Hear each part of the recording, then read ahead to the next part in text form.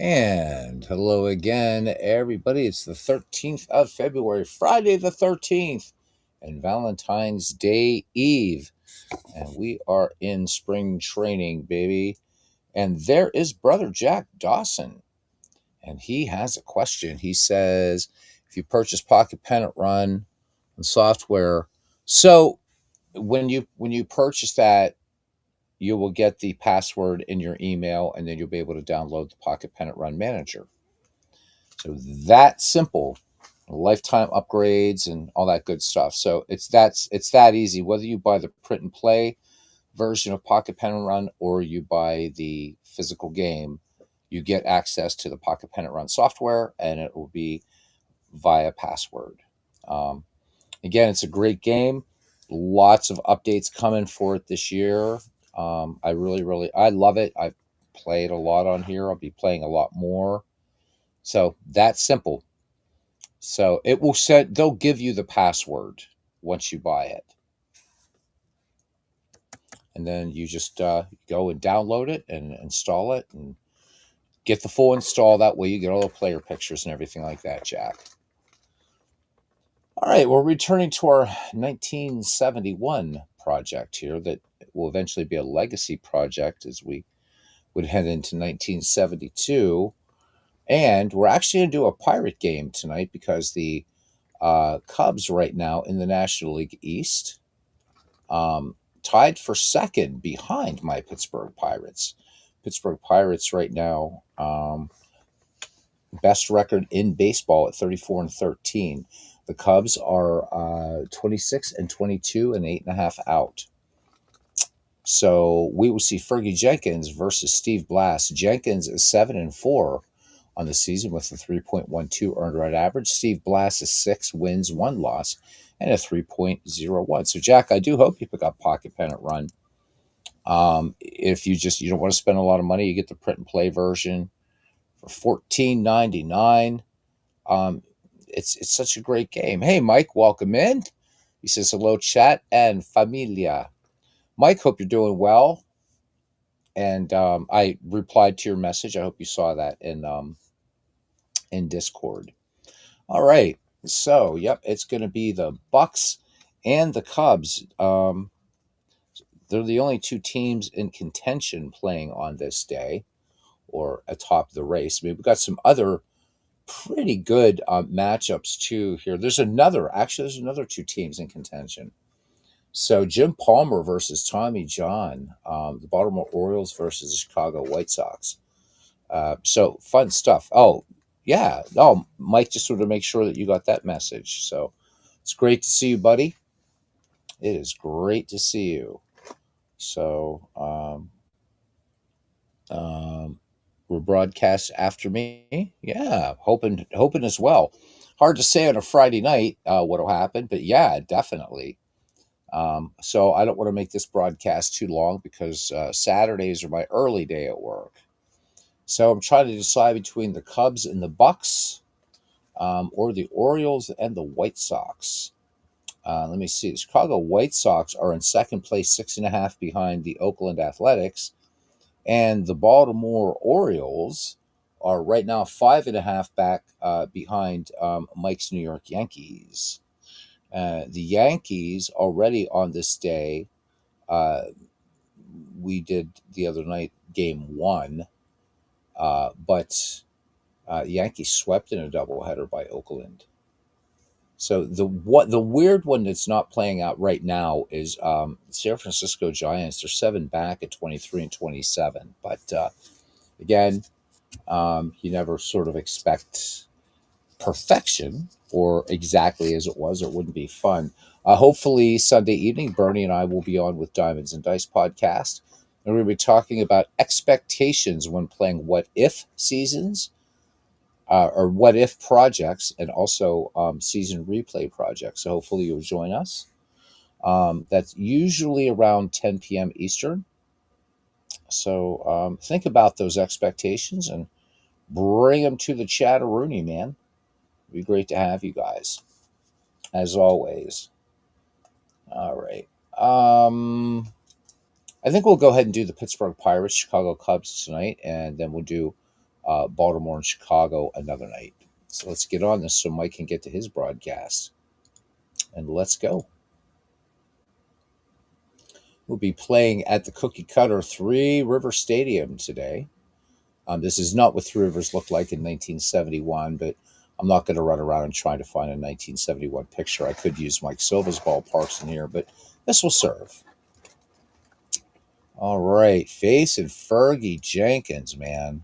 All right, let's go, baby.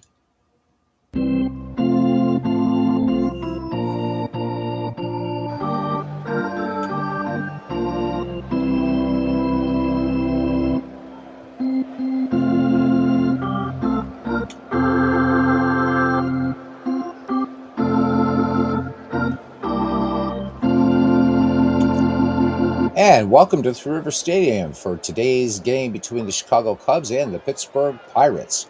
Fergie Jenkins will be starting for the Cubs. 12 starts in the year, 7-4, an ERA of 3.12. This will be his first start against the Pirates, and he'll be opposed by Steve Blass. Blass, 9 starts in the year, 6-1 with an ERA of 3.01, and this will be his first go against the Cubs. 75 degrees here in the Steel City, and the wind speed is 11 miles per hour out to center field. And let's play ball. Play ball. Turn off manual entry, and looks like we are ready to go. So looking at the starting defense for the 1971 Pittsburgh Pirates. In left field, Willie Stargell. In center, Al Oliver. In right, Roberto Clemente. At first base, Bob Robertson. At second, Dave Cash. At short, Gene Alley. At third, Richie Hebner. Manny Sanguillen behind the dish, and on the mound, Steve Blass leading it off here for the Chicago Cubs. Switch hitting shortstop Don Kessinger, hitting .224 here in our 1971 project with 6 runs batted in. Buckle up, let's play. And Kessinger taps the first ball out there to third. Hebner making the quick play to first, score that one 5-3. 1 up, 1 down for center fielder Brock Davis. He's hitting at a .263 clip, 12 runs batted in. Blass has the sign from Sanguillen. Here's the wind, 2-0 pitch. Bouncer to Robinson, who takes it to the bag himself. 2 up, 2 down for the Chicago Cubs for the great Billy Williams, left fielder. Off to a great start here. We are on May 31st, actually, so which would have been Memorial Day back in the day. A .304 average, 7 home runs, and 28 runs batted in for Billy Williams. Lefty in the box. Steve Blass deals 0-1 pitch.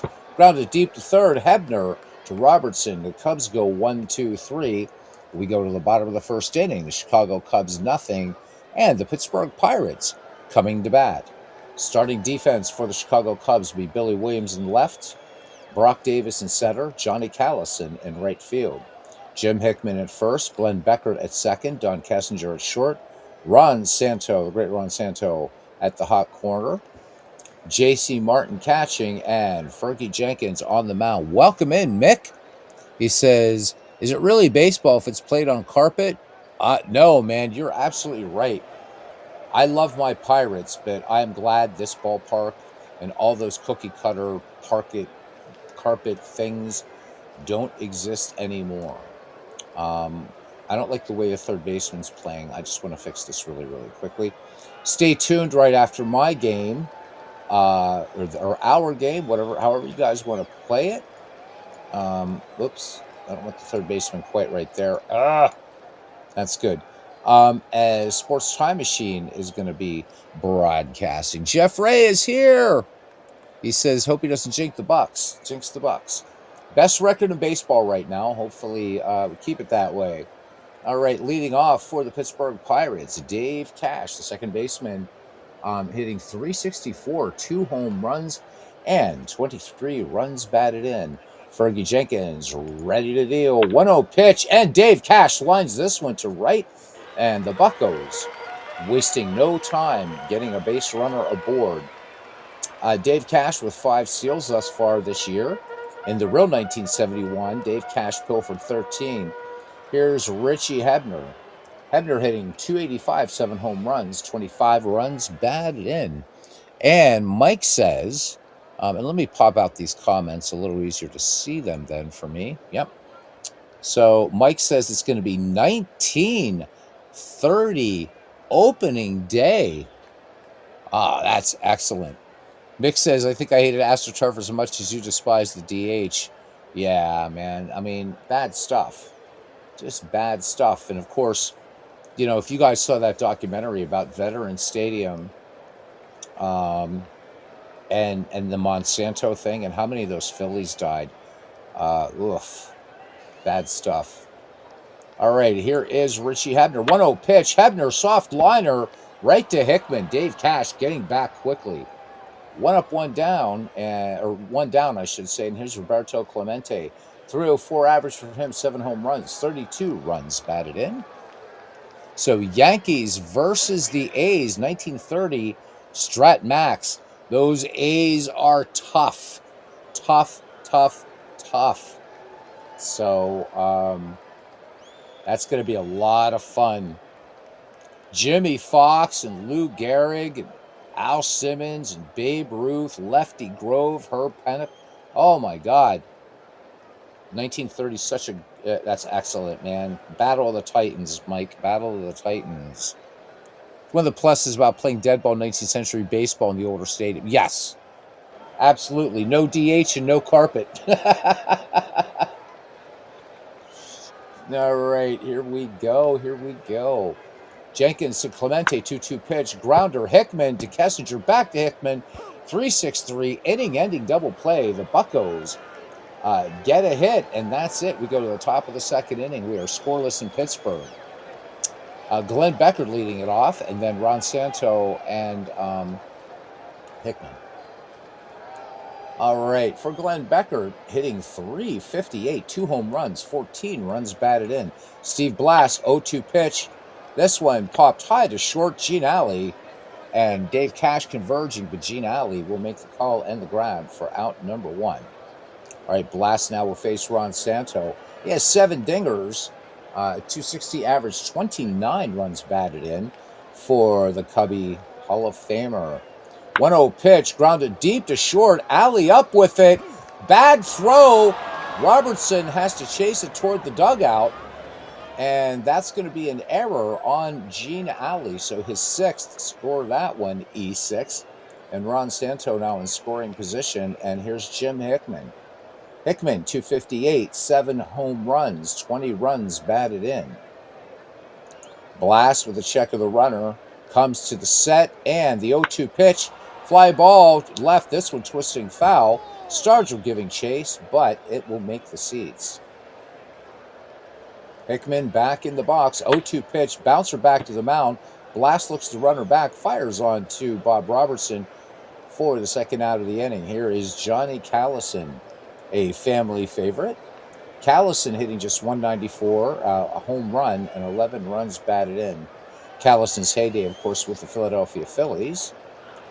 Count full, and Johnny Callison, swing and a miss on the curveball. Beautiful pitch there by Steve Blass.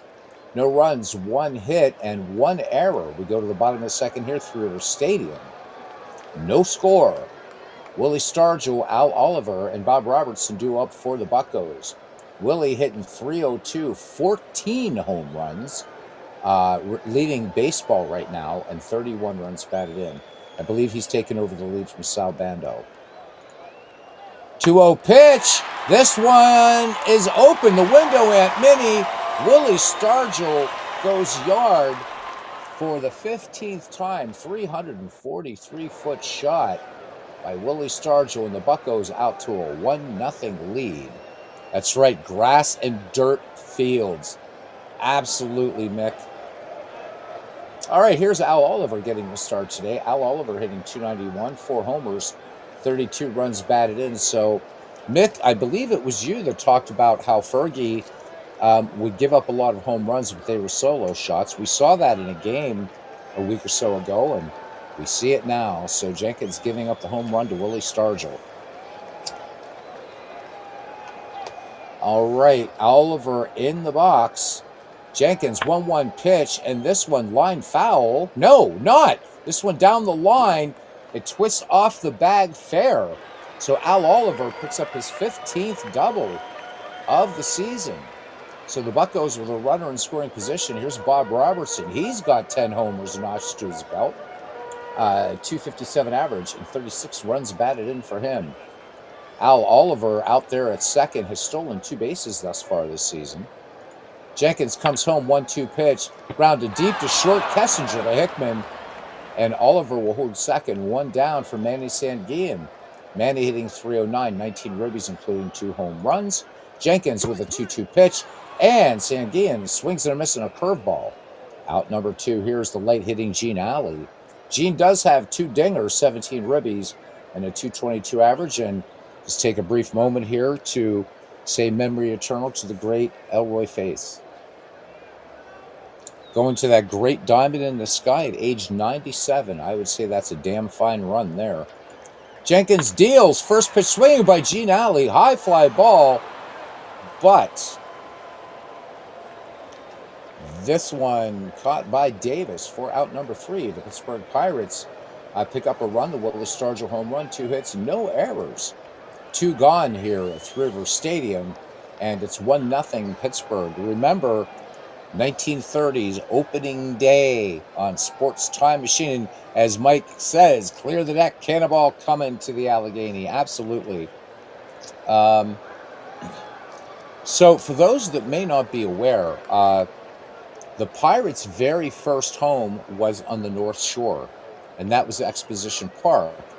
And so in the parking lot of Three Rivers Stadium, as you were approaching, they actually had where the ballpark, or where home plate was situated in Exposition Park.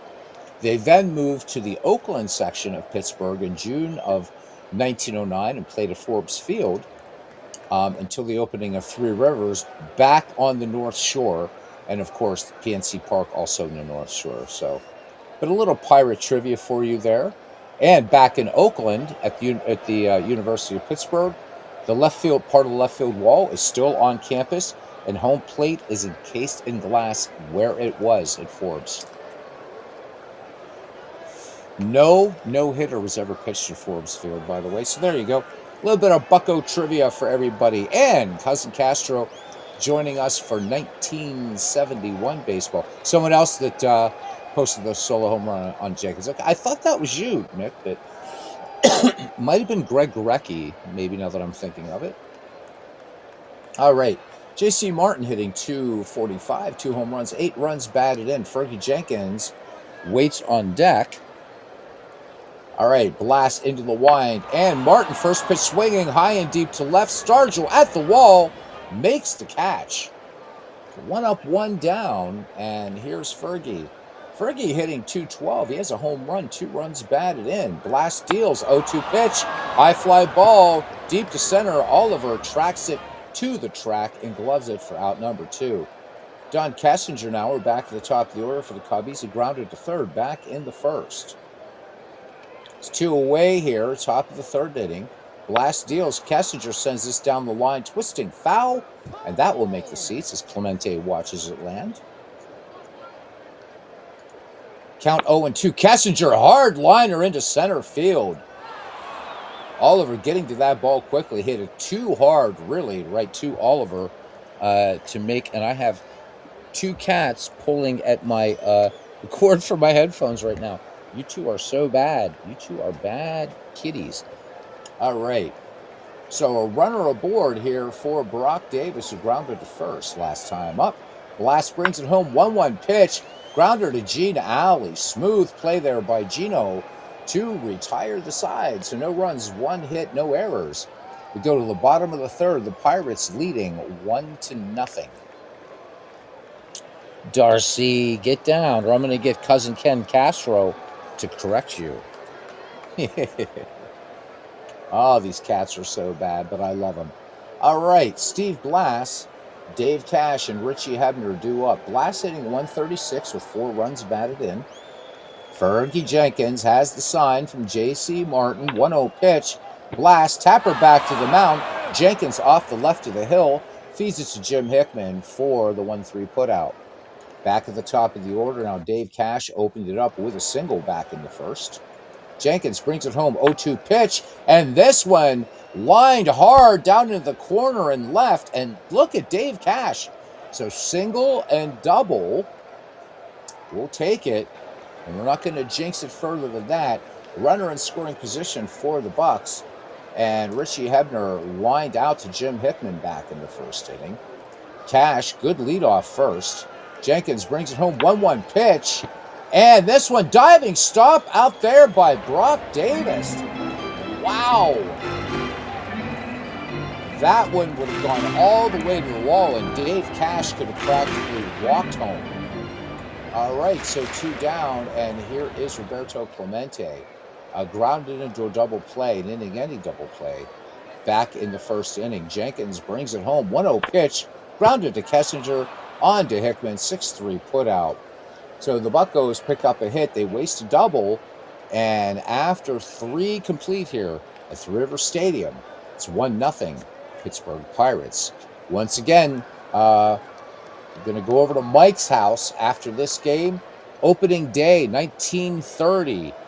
The Philadelphia Athletics and the New York Yankees. And I'm hoping Lefty Grove getting the start. All right, Billy. So you know who I'm rooting for, Mike? Billy Williams to lead off this inning. Williams, Beckert, and Santo due up for Paul Fay's Chicago Cubs. Steve Blass sets, deals, 0-2 pitch, wrap to Hebner, long throw across the diamond. Robertson with a little bit of a stretch there, keeping his foot on the bag. 1 up, 1 down. Glenn Beckert, 0-1. Popped it out to Gene Alley last time. 0-2 pitch, back to Blass, over to Robertson. Quickly, 2 up, 2 down here in the Cubs' fourth. Santo, 1-for-1, infield single. Blass brings it, 0-1 pitch, and Bob Robertson will wave off Blass and take it to the bag himself.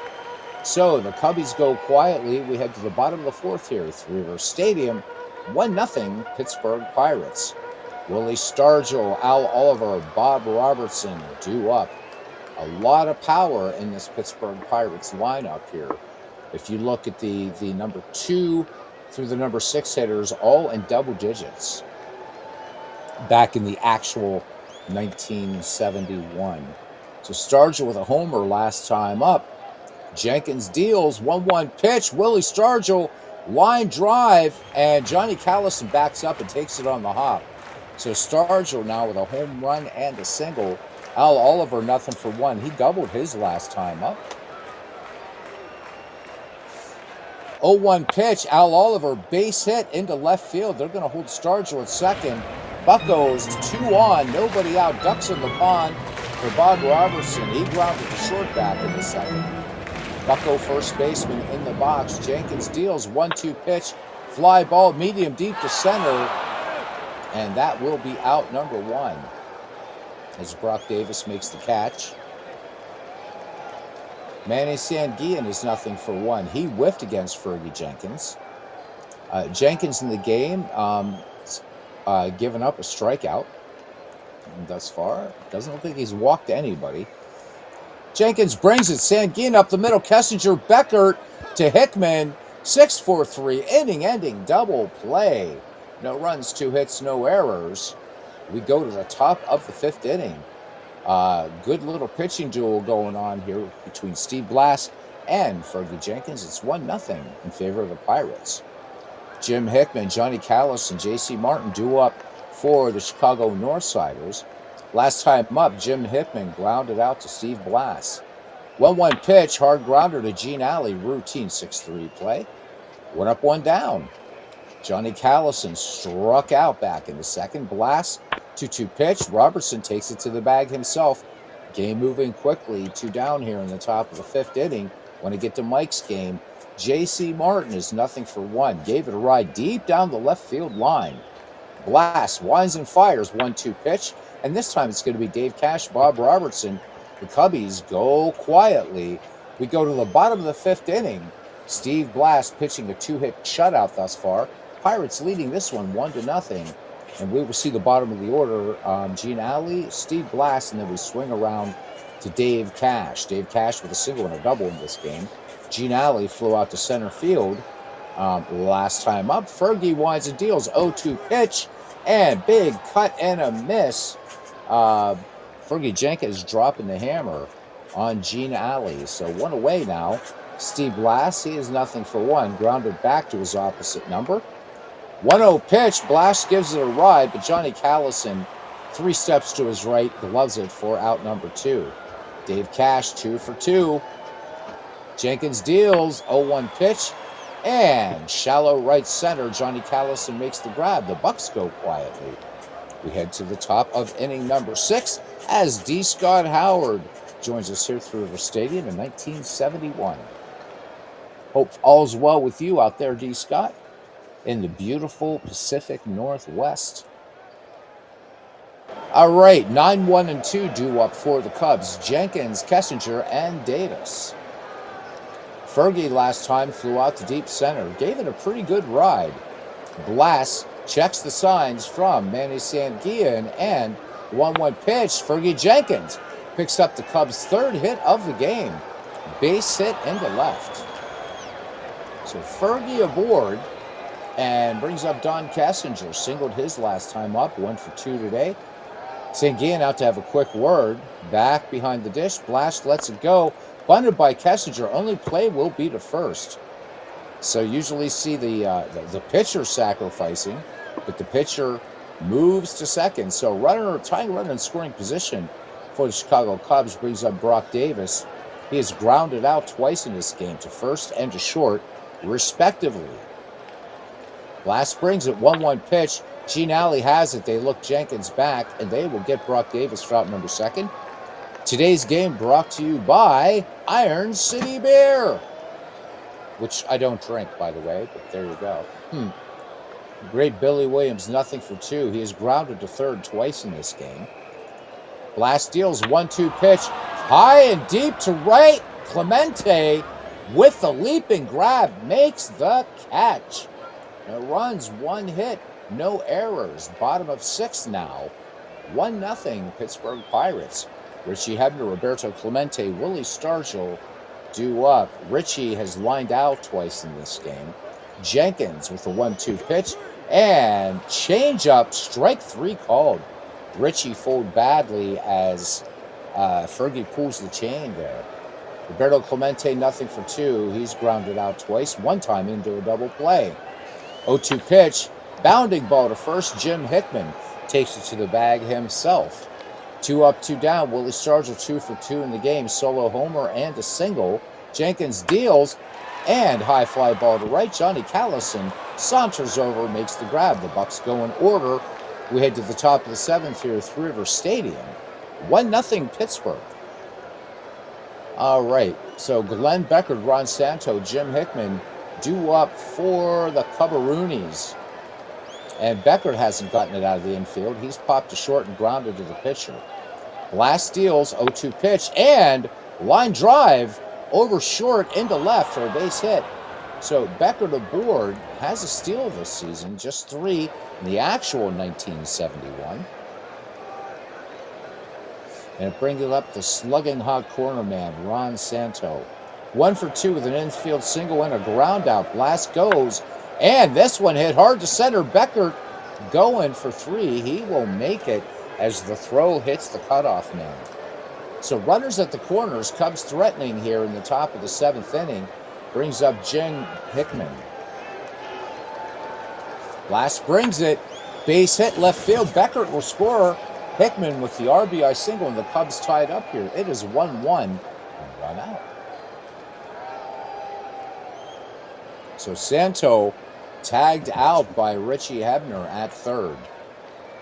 All right, Steve Blass would like to turn a 2-ball right here. Johnny Callison, nothing for 2. 1-2 pitch, nope. Line drive, base hit, center field. Runners at the corners for the Cubbies. Here comes J.C. Martin. J.C. Martin, nothing for 2. Last time up, grounded to second. Danny Murtaugh keeping a short leash now on his ace. This one, bounding ball, and Blass will go to Alley and back to Robertson. 1-6-3, inning double play. The Cubs put one on the board. We are tied at the 7th inning stretch.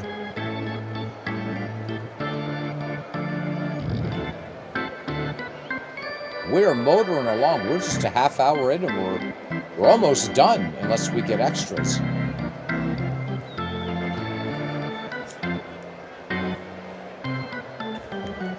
And my cats have moved away from the headphones. They were afraid of Cousin Ken Castro, so. All right. We are back, bottom of the 7th inning here in Pittsburgh, Pennsylvania. Breeze going out to left, but otherwise a beautiful day at the confluence of the three rivers. Al Oliver, Bob Robertson, and Manny Sanguillen due up. So Fergie has fan 3 in this game. Through 6. 0-1 pitch. Becker to Hickman on the 4-3 putout. Al Oliver retired. Bob Robertson, Bucko faithful, looking for him to crank one out of here. Nothing for 2 in the day. Fergie deals, and 4 straight pitches. He will lose Bob Robertson. So first walk issued by Fergie Jenkins in the game.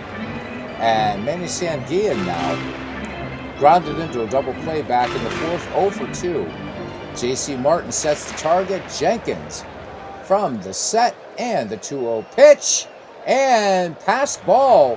J.C. Martin may have gotten crossed up there, or crossed himself up, but on that, Bob Robertson goes all the way to third base as Martin has trouble tracking down the ball around the backstop area here through Rivers. And this is before they built in that little, there was like a little camera angle thingy there. This was, I believe, a solid back wall in 1971, I think. Anyhow, Bucko's possible go-ahead run just 90 feet away. Sanguillen back in the box, and J.C. Martin carefully going through the signs now with Fergie Jenkins. Jenkins has one he likes. 3-0 pitch. Sangi will go to Santo, who fires across the diamond, but the run will score as Bob Robertson comes in, and the Pirates reclaim the lead here in the bottom of the 7th. It's 2-1. Number 8 hitter Gene Alley is nothing for 2, struck out his last time up. Jenkins into the line, 1-2 pitch, hard hit ground ball, diving stop by Glenn Beckert from the knees, will retire Gene Alley for out number 3. So Glenn Beckert flashing the leather for Chicago Cubs. All right, we head to the top of the 8th inning. The Buccos pick up a run on no hits and no errors. Chicago, let's see if Fergie bats for himself. It'll be Jenkins, Kessinger, and Davis in this 2-1 affair. And Jenkins, swing and a miss, and strikes out. Back at the top of the order now, Don Kessinger is 1 for 2, sacrificed back in the 6th. Lefty batter against Blass. Blass has the sign from Manny Sanguillen. Full count, little roller to Blass, underhand toss to Bob Robertson for the 1-3 putout. So 2 away here in the 8th inning for Brock Davis. Brock Davis has grounded to first and grounded to short, not once, but twice. Blass deals, 3-0 pitch. Blass loses him. So Blass giving up his first walk of the game. Brock Davis aboard. No steals in 1971 or in this project. Bailey Williams, nothing for 3. Here's the pitch. Williams on the 0-2. Gene Alley barehands it and on to first to retire the side. Nothing across for the Chicago Cubs. We head to the home half of the 8th inning.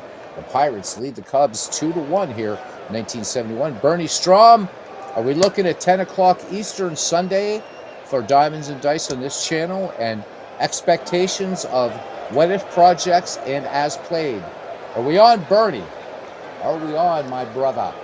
My brother, my partner in crime and Red Sox fanatic. All right, we're going to let Blass bat for himself here. Why not? Oh, no, Mazeroski's going to come in and promptly flies out to shallow right. So Steve Blass's day is done and brings up Dave Cash. So Cash with a single, a double, and a flyout. Jenkins deals, and this one ripped to left, base hit. So Dave Cash 3 for 4 in the game today. Richie now nothing for 3. Struck out last time up. And the lefty third baseman digs in. Lefty batting third baseman. Jenkins deals 1-2 pitch. Grounded deep to short. Kessinger has it, but there will be no throw to first. So Hebner aboard on the fielder's choice. And here's Roberto Clemente, nothing for 3. They're on their feet here at Three Rivers Stadium, looking for the great one to add some insurance. Jenkins deals 0-2 pitch. They'll take a base hit to left. Hebner cuts around second, makes third easily as the throw comes into Glenn Beckert, the cutoff man. Pirates have runners at the corners. Willie Stargell 2 for 3, including a home run and a double. Jenkins brings it 1-1 pitch and soft liner right to Hickman at first. That does it for the Pittsburgh Pirates. And the Buccos are going to be going to the pen, and the man they're going to bring in, may his memory be eternal, is closer Dave Giusti. So Maz will take a seat, and Giusti, in our project here, a 1.76 earned run average, a win, a loss, 7 saves. In 1971, the real one, 2.93 earned run average. Giusti went 5-6 with 30 saves over 86 innings pitched. They really didn't have to go to him too much, the Lumber Company. All right, here we go. Glenn Beckert batting in the top of the 9th. And Beckert singled back in the 7th. 1 for 3 for him. Stay tuned. Sports Time Machine, and Bernie says we're on. Sunday night, 10 p.m. Eastern, 7 p.m. Pacific. Diamonds and Dice podcast on this channel. 0-2 pitch, and Glenn Beckert opens it with a base hit to left. Gene Alley trying to make the leap there just over the glove. So Glenn Beckert aboard. Ron Santo having a good day, 2 for 3. Giusti deals 0-2 pitch. High pop fly in the infield. Gene Alley has it for out number 1. Brings up Jim Hickman now. Jim Hickman 1 for 3 RBI single that scored Glenn Beckert back in the 7th. Giusti deals 1-2 pitch, and this one short hop, taken on the short hop by Willie Stargell. It's a 2 on, 1 down for Johnny Callison. Singled up the middle back in the 7th. Giusti deals 2-0 pitch, fly ball down the line to left. Willie Stargell has it in the corner. 2 down, and it's up to J.C. Martin to try to force a tie here. And grounded into a double play back in the 7th. Giusti deals 0-1 pitch. That's your ball game. Al Oliver takes it to the bag himself, and the Pittsburgh Pirates defeat the Chicago Cubs. Let's look at our recap. So this will make some difference in the National League East. The Chicago Cubs will fall to 26-23. The Pittsburgh Pirates improved to 35-13. No real highlights for the Chicago Cubs, but not a bad pitched game by Fergie Jenkins, who falls to 7-5. Steve Blass will improve to 7-1. Dave Cash goes 3 for 4 with a double, and Willie Stargell goes 2 for 4 with a home run. No triples in this game. Damn it all, damn it all, damn it all. All right. Damitol. That's what you take. It's a new prescription, Damitol. You take it when you're upset at something. Fergie went 8 innings, 8 hits, 2 earned runs, a home run, a walk, 3 strikeouts. So Jenkins' ERA now stands at 3.06. Steve Blass, 8 innings, 7 runs, 1 earned, walked 1, struck out 2, with an ERA of 2.82. Dave Giusti picks up his 8th save, worked at inning relief, and an ERA of 1.65. Your player of the game will be Steve Blass. All right, we're going to do just a quick knockabout here. Very, very quickly autoplay some games not so much of interest. But right now, the Cubbies fall back into 3rd place, 9.5 back, and just a half game behind the Mets. So Pirates maintaining the best record in baseball right now. Detroit Tigers, this is a good lineup. I'm going to save this game for another night. Koosman and Bryant, so Mets Giants. All right. Oh my God, the Mets clobber the Giants 13-2. Kuzman with the win. Bryant with the loss. Cleon Jones goes 3 for 5, including 4 RBI and a double. The Atlanta Braves versus the St. Louis Cardinals. This is going to be Stone versus Royce. And the Cardinals edge the Braves 5-4. Shaw with the win, Stone with the loss. Joe Torre goes 3 for 4, hits his 10th home run, and batted in 3. Kansas City Royals, Boston Red Sox, Dow Canton versus Culp. And the Kansas City Royals defeat the Boston Red Sox 5-3. York with the win, Culp with the loss. Paul Shaw goes 2 for 5, hitting his 5th home run and a stolen base. California Angels, Washington Senators. 4-0, the Senators blank the Angels. So Thompson gets the win. Lindblad with the save. Let's look at the box score. And this was a 7-hitter. All right, good stuff. Good stuff. Toby Harrah, 1 for 4 with a home run, 2 RBI in that game. All right, moving right along quickly. So Baltimore and Chicago, these are both good matchups. So I'm thinking maybe Saturday evening we're going to do a doubleheader, Orioles White Sox. In game 2, it's going to be Dave McValley versus Joe Horland. In game 1, it's Jim Palmer versus Tommy John.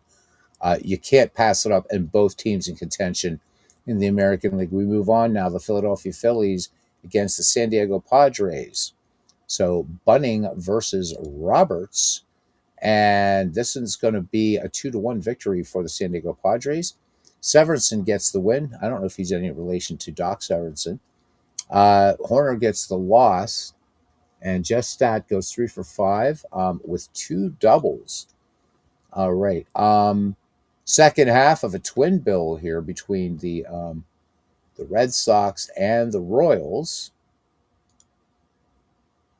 And they split this one. The Red Sox defeat the Kansas City Royals 8-1. Peters with the win. Dick Drago with the loss. George the Boomer Scott goes 3 for 4. It's his 10th home run and batted in 2. Cleveland Indians versus the Milwaukee Brewers. Oops. There we go. And this one, Cleveland 5-2. Finally, for at least what we're going to do. Oh, I forgot Houston and Cincinnati. Let's take care of these two. Cincinnati blanks Houston 4-0. Cloninger with the win. Dirker with the loss. Tony Perez goes 2 for 3 and hits his 5th home run. And what flavor is this? This is a 5-hit shutout. Pete Rose went 2 for 4 in this game, by the way, with a triple and a double. All right, MVP of this game, Tony Cloninger. It's his first win of the season. All right, finally, the Montreal Expos and the Los Angeles Dodgers. And, oh no, we do got one more game. We've got the nightcap of a twin bill there. Wow, close game here in 10 innings. The Dodgers defeat, pardon me, the Expos 6-5, I'm sorry. Pena with the win, Reed with the loss. Dick Allen goes 2 for 3 with 2 doubles and a stolen base. All right, and here's the nightcap between the Phillies and the Padres. And the Padres take both ends of the doubleheader 4-0. Santorini with the win, Lurch with the loss. Nate Colbert goes 1 for 2, hits his 6th home run and walked twice. And this blanking was a 4-hitter. So there we go.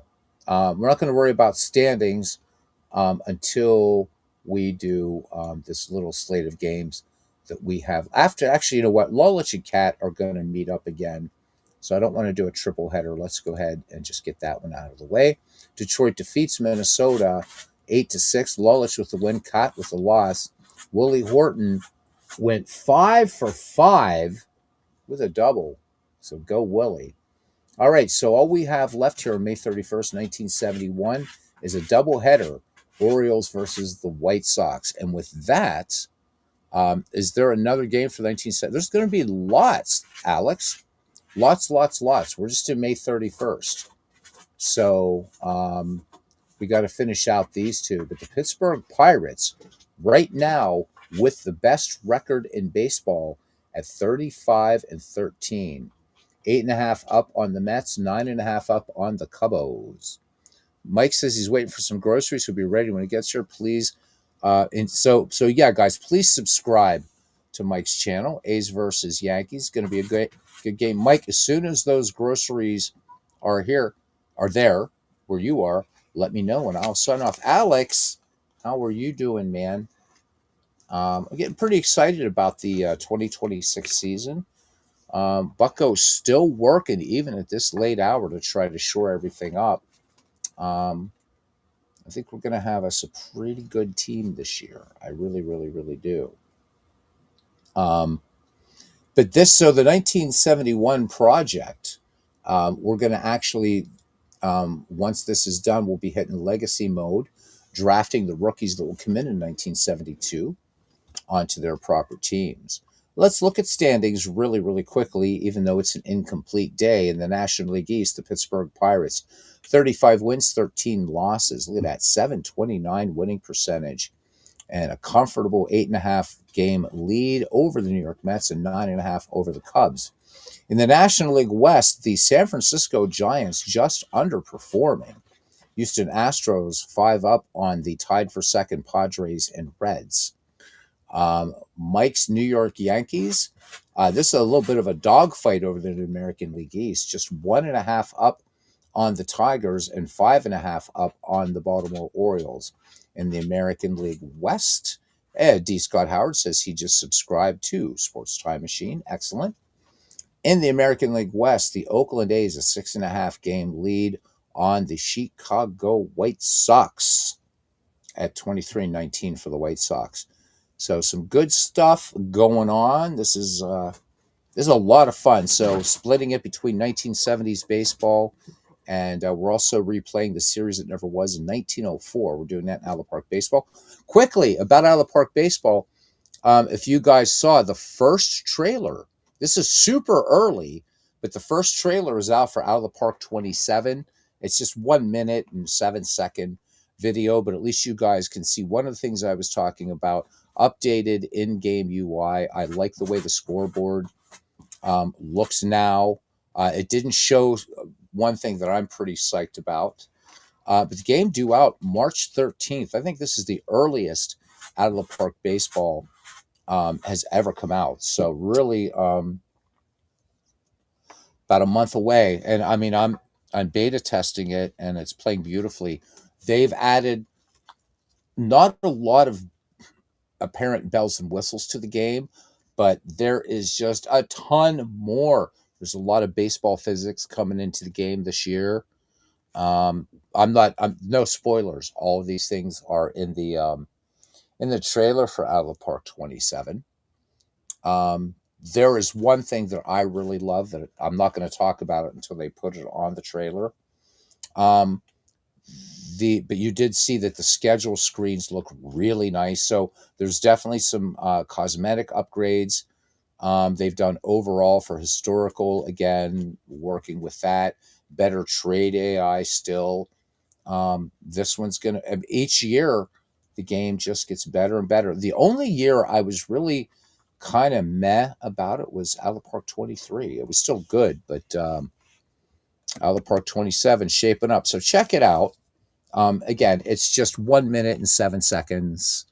But if you watch closely, you can see a few of the improvements. Out of the Park trying to get the jump on the payoff pitch of excitement. Well, tell you what, as Bernie was checking, Out of the Park Baseball is far and away the best-selling text baseball sim.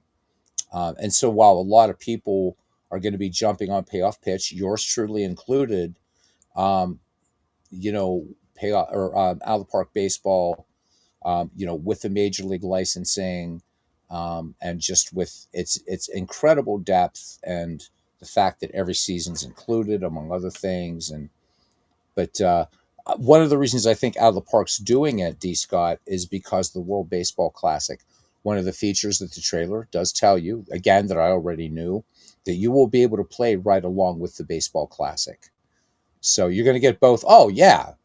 Me too, man. I'm excited for April and payoff pitch. And if they're going to be offering a lot of seasons, and not just 21st century nonsense, that could be the next game I'm going to go all in on. So keep a weather eye out for that as I wait to hear if Mike's groceries arrived here. 12:10 a.m. here in the Eastern time zone, and I believe Mike's in Mountain time. So 10:10 and waiting for some groceries. 10:10 wins. Isn't that where you Mets fans or Yankees fans or whatever? Isn't that's like the big sports station? Oh yeah, D Scott. I'm super impressed with what I've seen with payoff pitch. I know that Baseball Maelstrom has done a lot with it, as has Craig Scarborough. No, Mike, that's fine. I get to talk some baseball with you guys. You're fine. You're fine. Um, I'll tell you what, guys, we're absolutely blessed. I mean, this was a significant, huge, mega year here for Action PC Baseball with two major additions: the Legacy mode, as well as the manual entry mode. Um, uh, Also, things that I like, the coach and GM, right in one tab where you can kind of just deal with everything, which is really, really, really, really nice. I've been waiting for that. So the basic managing stuff there, and then you can just go as deep as you want per team. So, but other sort of smaller things that went on here too. Go right to rosters from the manager screen. So there's a lot better flow in this game this year. In fact, if we go back to rosters, what's really cool is you can even grab all your like whatever you've played, just the last maybe 8 you've played recently. Snow delay in Utah. Yeah, there you go. So, for instance, if I wanted to jump back to the baseball history, or let's say the 1901 to 1942 franchises, boom, and I'm there and I'm in. Pretty nice. And then you just hit the old play, and everything is gonna. There's no game schedule because I didn't set up a schedule for this thing. But let's go ahead and exit this, and it switches seasons. So there's a lot of ways to switch seasons in this game. I want to go back though to 1971 because the leaderboards look really, really good this year. I think they've had their eye on out of the park baseball, and why not? So the leaders look really nice, as you can see here. Everything's sortable. I love this game. I absolutely love Action PC Baseball. And so there we go. So home runs. Let's see. Sal Bando leading with 16 in the American League. Let's see where Willie the Starge is. So no, look at that. So it is not. It's Lee May actually leading the National League with 17. Stargell with 15. Hank Aaron with 13. Bobby Bonds with 12. Joe Torre with 10. But I love the way this looks. Again, boop, and just great stuff, man. I like the way the pictures look, just how clean this is. What you can show what you want. You can get customized and all kinds of stuff like that. You can even use this as your opening screen, which is cool.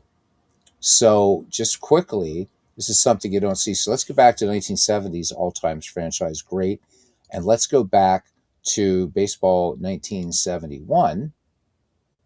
And when I fire up the game, it will show that opening screen with leaders and stuff like that.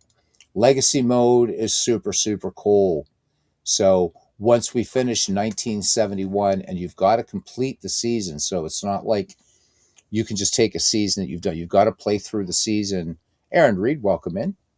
And add real rookies from 1972. You can create fictional players, no need to. And then you can retire aging roster players. So what's kind of cool about this? So for those of us that own all the seasons, it's still a big deal. So what it's done is it's kind of put alternate reality mode in here. So it's very similar to the career mode in Out of the Park Baseball. You don't have to own if the only season you owned was 1971 and you play it to the end and then you go on to roll on to New Year, you'll just go right into 1972. You just got to put the rookies where they got to go. Players will retire as they're aging. It uses their aging model in here. Players will perform realistically, but not necessarily on their career trajectory. So some reports have had Roberto Clemente, for instance, didn't die in 1972, but played on till I think 74 or whatever. Somebody else did a project, and they told me that the Black Sox were not banned. So once you finish the season, we'll automatically create the playoffs. So playoffs work a little bit differently in here. So if you go to play, the way it works, Aaron, is I could just right here go to playoff games. So it's playoff games, and then you set up the seedings there. But yeah, it will. So, but right now we're just in May 31st. I promised Will Tool, but I've got to finish this season. I'm going to show how the encyclopedia works in here. Of course, the database is really, really, really powerful, what you could do. And I mean, this has been around forever, but, and of course, you can look at any player, his game logs. I don't have to tell the community about how excellent Action PC Baseball is. It's I mean, it's Out of the Park Baseball still edges it out, but only just by micrometers. These two would be my Desert Island baseball games, and that's over Baseball for Windows and Diamond Mine, which I love those games, but with these two, I would be happy as a pig in slop. How you doing, Aaron Reed? We're hanging out waiting for Sports Time Machines groceries to show up. So we're going to hang out here for another 10, 15 minutes. If they don't come, I am going to have to sign off in about that time because I've got an early work day tomorrow. But until then, I'm going to hang with you outlaws. I'm going to hang out with you outlaws and muck about. We'll muck about. We'll be after mucking about. Haven't heard anything yet as far as updates for Pocket Pennant Run. But Jack Dawson, if you're still in here, again, just buy the game and you order it with your email and you receive an email with the password to go to that shared drive that Craig has set up, and you will be able to pick up Pocket Pennant Run. Work! I know, man. It sucks. I work Tuesdays through Saturdays. And so Tuesday through Friday, I'm a sort of second shift grunt. Saturdays, I'm a first shift grunt, which is fun because then I got Saturday evening, Sunday off. I don't have to deal with people's crap on Mondays. And I don't go until Tuesdays until 12:45. My job will be changing in April, and then I'll be starting at 2 in the afternoon. And then on Saturdays, it'll be 9, but get out at 2:45. So I'm pretty stoked about that. Looking at a freelance writing job to kind of supplement because I'm buying a new car. I'm looking at a Volvo S90. So I'm going to definitely need money for that and for payoff pitch. Definitely. So I don't know, man. I forget, what does setup do? I never use this setup. Okay. So just different ways to get at different things and whatever. Sometimes I just look at Action PC and say, what am I doing here? So fun stuff. Freelancing, nice. Yeah, so I have experience. I don't know if I ever told you that, Ken, but I have freelance experience as a professional writer. I used to write for study.com when I first got to America this time in 2019. So worldatlas.com is looking for people to write. So I'm pretty stoked. I'll write the thing is you got to write a couple articles for them that are kind of, yeah, we're good, Mike. Relax, man. Breathe. It's all good. Calmate, Marcos. Calmate. Yeah. So Ken, keep your fingers crossed for me, man, because your writing is brilliant. Mine isn't, but at least it's been competent. And in college, that was one of my great strengths, and grad school. So it'll be fun. It's not a big gig, man. It's $60 per article. It's just a good side hustle. But who knows where it could lead? Get some writing under the belts. Get some writing under the belt, brother, and then we'll see. Because dude, I got to get out of this grunt work. I mean, FedEx is yeah, it's a good corporation, but I'm getting tired of it, man. You know, I'm really, really getting tired of FedEx. And just, I want to do some writing, and the writing picks up, and magic. And man, you know what? I'm tired of trading minutes for dollars. It's kind of like the dollar on the muscle that baseball players would talk about back in the ancient days. I'm tired of it, man. I'm just really tired of it. Why not take the cue from Gen Z, man? There so many of them starting successful businesses, online stuff, whatever. And whether I get the job writing, we'll see if it's good enough. I'm hoping. Man, and I'll crank up a couple articles a day, make some money. Why not? Why not? Why not? Why not? So, what are we looking at? These are 1970s all-time franchise greats. We'll look at the Philadelphia Phillies, because I forget how this thing was. This is not mine. This is a freebie that you can download. Yeah, I have to, man. I got to get and I'm helping somebody else, a girlfriend, I guess. Yeah, she is. But I'm designing the website. I've done a lot of work for a business that she and I are getting into together as well. So break out the 3-card Monte table and hit the town. Telling you what, man. I definitely will let you know, Aaron. And again, thank you so much for that, and thank you for your patience. As I'm still trying, if I might, if push comes to shove, Aaron, just find some power supply that'll work on this old laptop, so I can get you the rest of the stuff that you need um, for baseball for Windows. So there's D Scott. There's a game called Fast and Loose, which so few people have ever seen. I also can do the 3 shell game and all that stuff. So in fact, one of the I do a number of different sort of magic acts, and one of them is around those street cons. So which is kind of a good drawing thing, because most people, especially, have never seen the 3 shell game, and nobody in America, unless you've gone to see a magician, has ever seen Fast and Loose. And that is an old swindle. Shakespeare actually mentions it in a play, talking about playing fast and loose with one another, where we get that. That's a game that, when it was also called On the Barrelhead, and it used to be played like at racetracks, back in the 19th century and stuff like that. And it's really a brutal swindle. It's beautiful. So there we go. And the 3-card Monte I do is actually more of watching a hallucination. It's like a 4-card Monte, believe it or not. So all kinds of changes and stuff like that. But I don't do it as a hustle. But I'm living in a city that doesn't have performer licenses.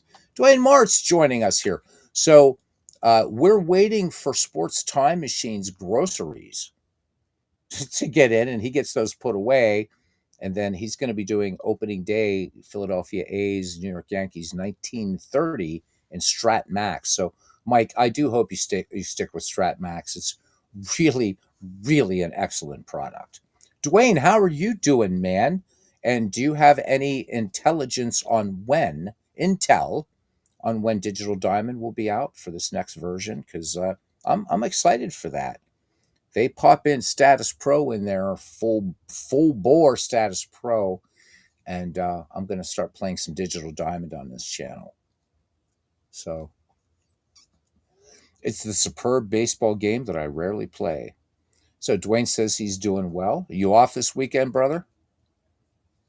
You gonna be doing any baseball? I haven't been getting any notifications, man. Are you broadcasting? What's going on, Dwayne? Inquiring minds want to know. Inquiring minds want to know. Normally around the 1st of April. Okay, that's cool. So we got Out of the Park Baseball coming out March 13th. Around the 1st of April, Payoff or Digital Diamond. And then sometime in April is going to be Payoff Pitch. Damn. Okay, so I work, so I missed it today, Dwayne. So hopefully I can catch you on a. I can only catch you and Robert on Saturday evenings, Sundays, and Mondays. So that's I love second shift, but I do miss a lot of. Oh my God, the DH is turned on in this league. I gotta fix that. Holy shit! No, Dwayne, what don't we need? What don't we need, Dwayne? We don't need no stinking DH, do we? Bah! Bah! No, no, no. Turn off the designated bloody hitter. This is 1970s, man. We don't need that in any of that crap. Pa! Pa! I tell you. Pa! Draft league. Is this a draft league? I don't remember if it's a draft league or not. We're going to go ahead and give lefties that little boost. Why not? There we go. Fixed. Exactly. Dwayne says LOL. Exactly. DH, man. That's for pink teas and mollycoddles, as Ty Cobb would say. So while Dwayne's here, we'll look at the Atlanta Braves. 1970s all-time franchise greats here. So you got some good players on here. Felix Mian, Dale Murphy is on this team. Jerry Royster, pretty decent, man. Gary Matthews. So I'm not sure who built this. I think this is Zep213 that made this. There's the hammer. There's the hammer, baby. So my one complaint about Action PC Baseball is you can use the scroll bar for some things, but not for others. And I wish they would get a little more consistent with that. Davey Johnson. I don't know what year is this for Davey Johnson. This should tell me in the bio, I think. Oh, I have to be in game to do that. But anyhow, look at Davey Johnson. What a slugger. I know there was one year he hit 43 home runs. I don't know what season that is. Look at Darrell Evans on here, Earl Williams. Bob Horner. I always like Bob Horner. Always like Bob Horner. So Jeff Burrows. We're going to see there's doppelgangers in this league, but that's okay. There's Chambliss. Dusty Baker. Dusty.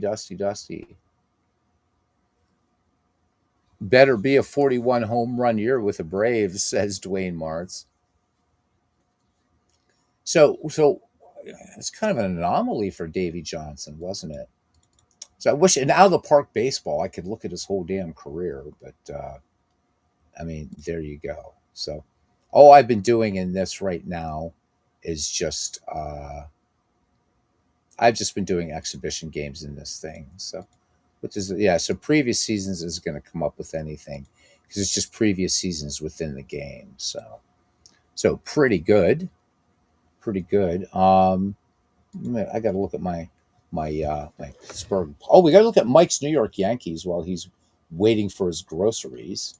So who's on this Yankee squad? Reggie Jackson, Bobby Bonds, Craig Nettles, Bobby Mercer, Roy White. Oh, and your Yankees too. Rick Cerrone on this one. Ron Blumberg, the great Thurman Munson. So Chambliss also on this team. So, but for something like this, I don't mind doppelgangers just for like one-off exhibition plays. Should be either the Davey, Aaron, and Eddie all hit 40 home runs. Okay. Yeah, that was some definite power there. If we get back to those Bravos, let's look at that. Let's look at that pitching staff on this home brew, and let's do this the other way around. So Negro 20 wins, 13 losses. You got Buzz Capra, there's Carl Morton, Tommy Boggs, Messersmith. I forgot that Messersmith was the Braves. I associate Messersmith with the Dodgers. There's Ron Reed, who's the big closer. Looks like it's Rick Camp, Gene Garber are the closers on this team. So um, Dave Campbell too. He could shut down a few games. But good stuff, man. Good stuff. Um, I don't know who else is there. Oh, for Aaron Reed, we got to look at the Cincinnati Reds. Got to look at his Cincinnati Reds. Well, I mean, we pretty much know who's. I don't even know why I bothered, but except that I like Aaron. But come on, Foster, Bench, May, Perez, Morgan, Dreesen, Rose. So the usual suspects there. Pretty much the big red machine, I suppose. Dwayne, I won't show the Giants because I know you hate them. How's about that? But Chicago White Sox. You got Dick Allen, Oscar Gamble, Richie Zisk. There's Eric Soderholm. So there's some power. Look at this power here in the White Sox. Man, these guys, there's a lot of double-digit home runs here.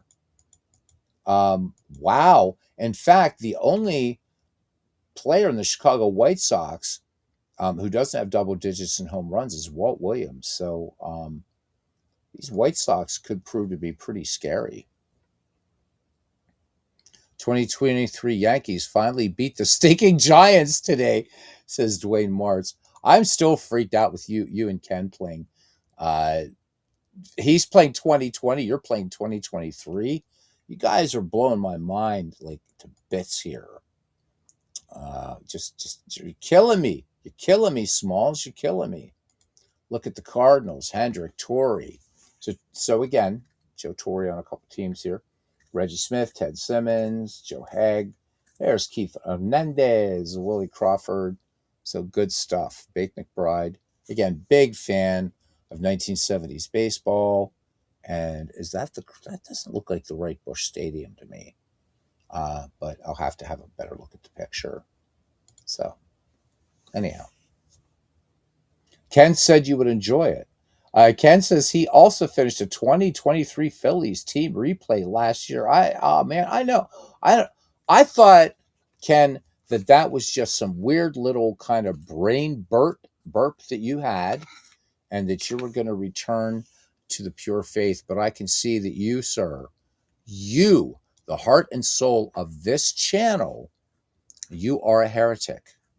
I haven't decided what heresy yet, whether it would be Sabellianism, Donatism, Montanism, whether you're a Monophysite. I'm not quite sure yet, right? You could be an Arianism, which of course is, the Jehovah's Witnesses. So Arianism actually does live. So, but you're a heretic, son. You're a heretic. Ken's next game in the 2023 season is the Phillies and Braves. Looking forward to seeing it. It's going to be a good one. That's good. So you guys have to be enemies on that day. Just on that day, you got to be enemies, right? You got to root hard for your Braves against his Fightins. I got to root for the Fightins because, you guys did us dirt in 1992. And the Phils never did us dirt. So,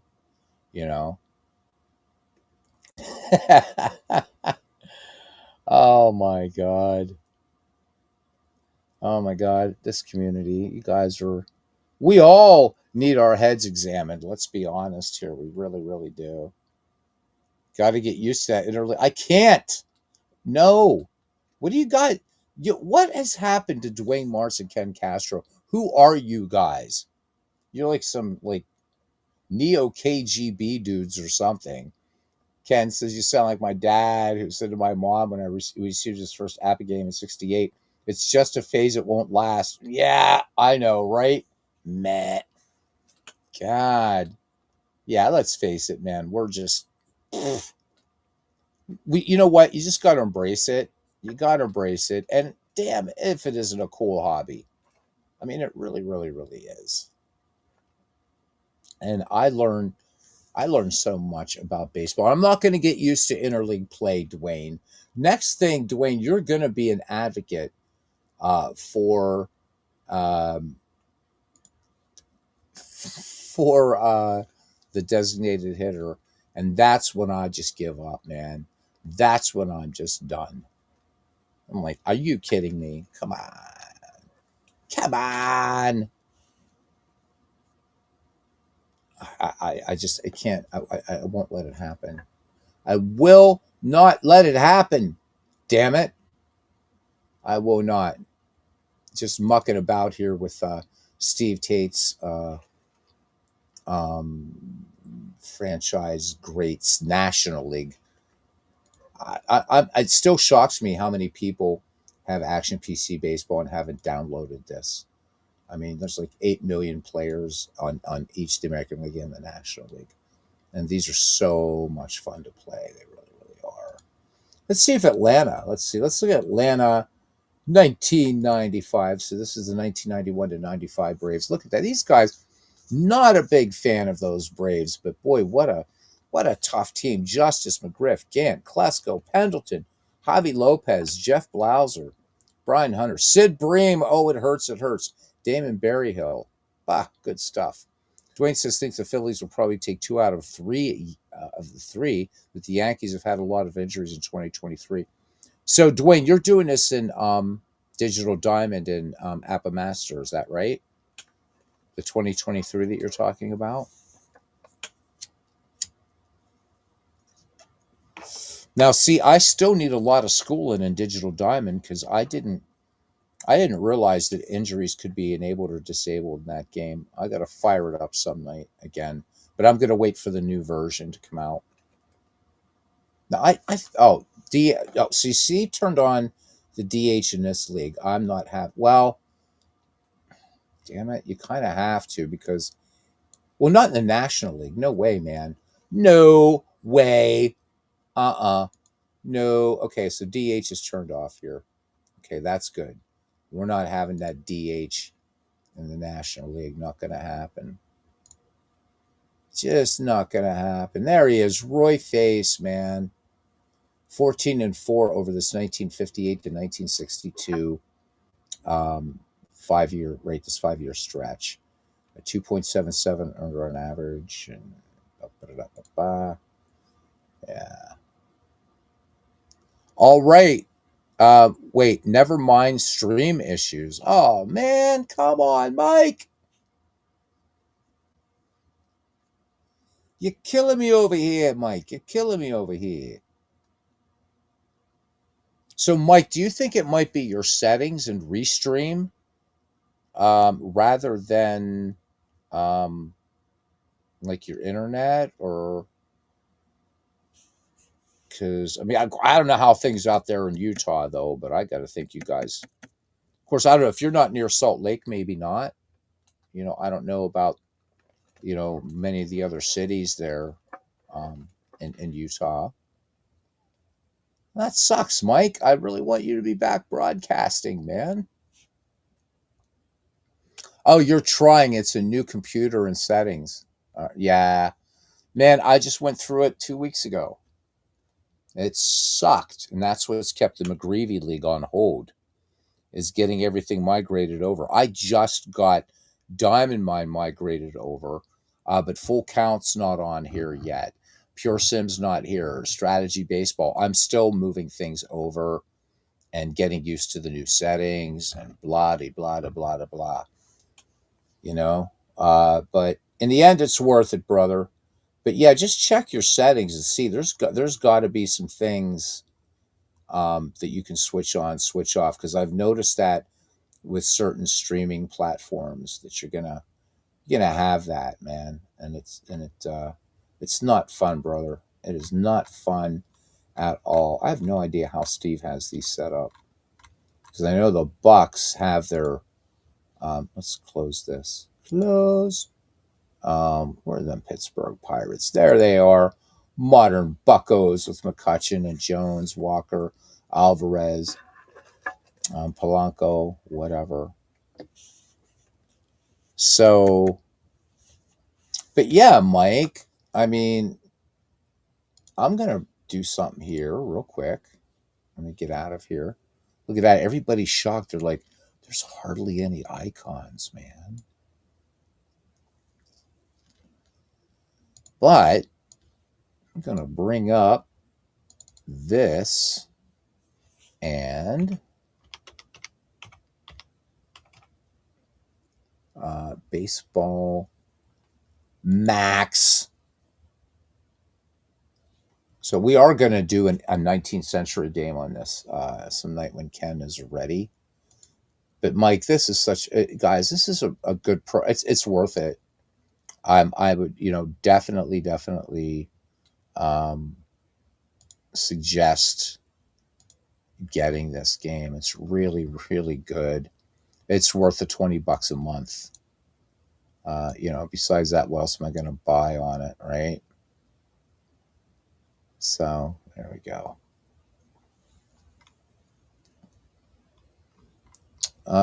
Let's see. What is the game of the day here on Strat? What do we got? It'll pick a random game every day. So now it's Saturday morning and it's trying to find it. So if we were to play this, Giants Padres 2025, nah, that's okay. I'm not feeling the love on that one at all, at all. But just for shits and giggles, because we're going to give Mike just a few more minutes here. Why not? He says never mind, but you know what? We love Mike, so we're going to do that.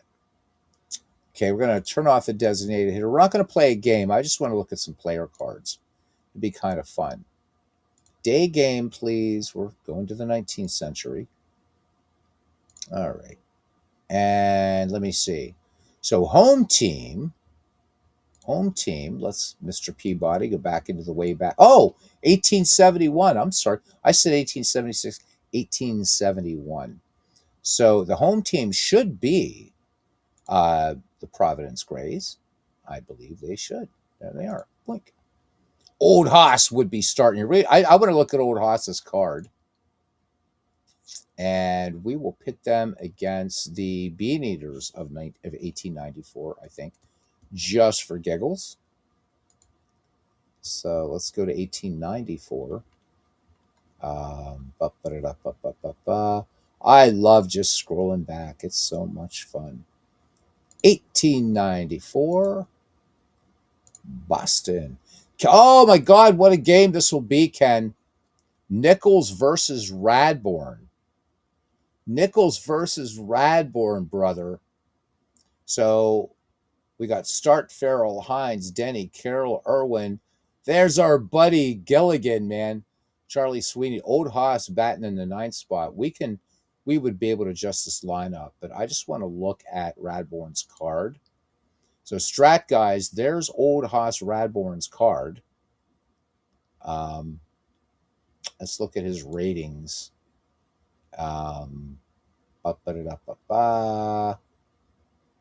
these are his ratings as a hitter. So don't let that 59 fool you. I guess they use. I don't know what pitching card they would use. Mike would know. But let's look at some other folks here. Let's look at Mr. Sweeney's card. I'm curious to see how this is going to do with 19th century baseball. I think it's going to be a lot of fun. I really do. Yeah, it's super cool, isn't it? I'm. Oh, another thing, as you know, Ken. Look, we can look at everybody. Look, it even has Union Association in here, so it's got all the leagues, man.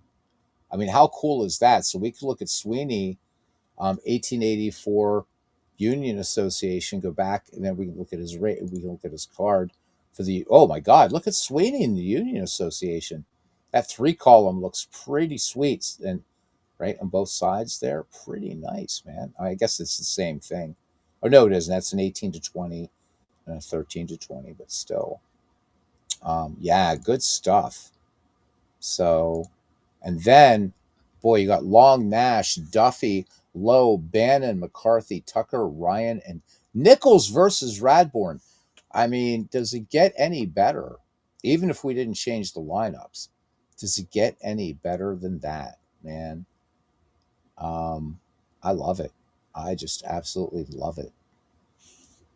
So we got to do it because old Haas going to be able to pitch all day. I'm not going to have to worry about going to the bullpen and probably play a quadruple header. And old Haas Radborn will be like, yeah, and when do I actually start? Fire that up, he says.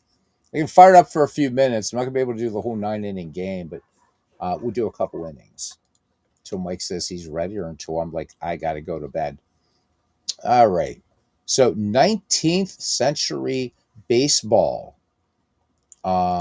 This could be the first channel on here, except Dave Gardner doing the 1899 Spiders. But all right, I'm gonna just do this. There we go. A little easier to muck about with, And if I have to get on there, I will. But we're not going to worry about it.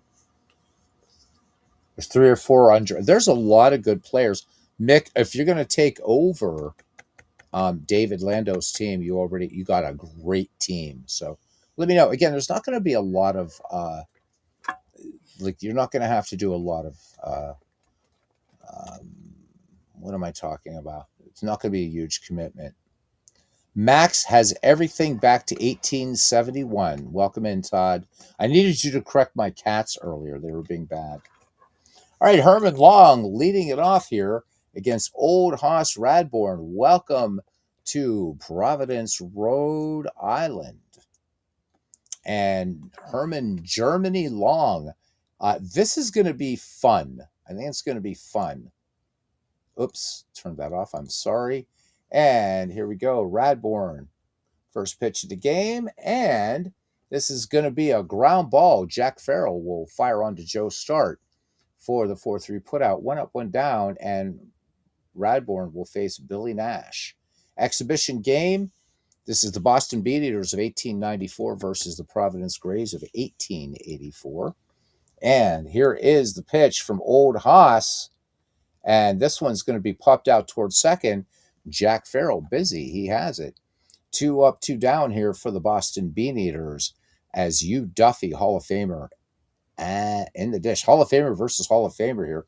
Here's the pitch to Hugh Duffy. And swing and a miss. Strike 3. So the Bean Eaters go in order. We go to the bottom of the first. Bean Eaters nothing, and the Providence Grays coming to bat. Leading it off here, Joe Start against Hall of Famer Kid Nichols. Here's the pitch to Joe Start. And this one is going to be grounded to short. Herman Long up with it and over to Tommy Tucker. 1 up, 1 down. Yeah, to see what kind of errors play out, because there should be tons. There should be tons. All right. Well, a goodly amount. No gloves, right? Fly ball out to left fielder, and Hall of Famer Tommy McCarthy has it. 2 up, 2 down, and brings up Paul Hines. There's Paul Hines. So pretty good there in that column for Paul Hines. Here we go. And the pitch, and this is going to be a grounder back to Kid Nichols, who fires on to Tommy Tucker. Quiet inning. We go to the top of the second. Scoreless here in Providence. And we got Bobby Link Low and Jimmy Foxy Grandpa Bannon and Tommy McCarthy. Foxy Grandpa. What a great nickname is that. I don't know how they're going to fit in if we play a game someday with Bob Death to Flying Things Ferguson. Here's the pitch to Bobby Lowe, Hall of Famer. Ew, this one could be. No, it's not. Fly ball out to center fielder. Cliff Carroll has it for the first out of the second inning. Here's Jimmy Bannon now, and he is a foxy grandpa, isn't he? All right, the pitch from Old Haas, and we'll call that a called strike 3. All right, 2 down. Here's Tommy McCarthy. Foxy Grandpa. So Todd B from now on will be Foxy Grandpa. We got it. We got you, man. We got you. Here's the pitch to McCarthy. Base hit or an out. What do we got here? And the die says he's out of there. He's out of there. So Tommy McCarthy, ground ball, third baseman. Jerry Denny has it. Score that one 5-3. Bottom of the second. Here, Mike, are you still working? Are you still trying to get the game going? Let me know, buddy. I'm just doing this to just fill in some time. All right. It will be Jerry Denny for Providence, Cliff Carroll, and Arthur Irwin. Arthur Irwin sounds like he should be a solicitor somewhere in Yorkshire. Nichols Deals. Good morning, Paul. How you doing? Fly ball center field. Hugh Duffy has it. We're testing 19th century now in Strat Max. And waiting for the next pocket pennant run update, by the way. Ahem. Hope you're doing well, Paul. The Pirates beat your Cubs tonight in the 1971 project. Good close game, though, 2-1. Steve Blass defeated Fergie Jenkins in that one. So your Cubbies are 9.5 out of first right now in third place. And you can go ahead and say rigged, I guess. I hope you're doing well, pal. It's been too long since I've seen you. You have Strat Max. It's so much fun. I love this game, man. I absolutely love Strat Max. Here's the pitch from Kid Nichols to Cliff Carroll. And this one, ground ball, Billy Nash to Tommy Tucker. Game moving along quickly here. Bottom of the second. We are scoreless. Demoed one last week. Enjoyed it. Yeah, it's so good. I love APA, but the better APA project is still Baseball for Windows. They got some work to do on APA Go. But I'm confident that John will get the work done on it. But this is just, I love this game. It plays so well. All right, and here's the pitch to Arthur Irwin. Arthur Irwin's going to get on base somehow, swung on, and this is going to be a base hit by Arthur Irwin. This one, liner, that gets down into right field.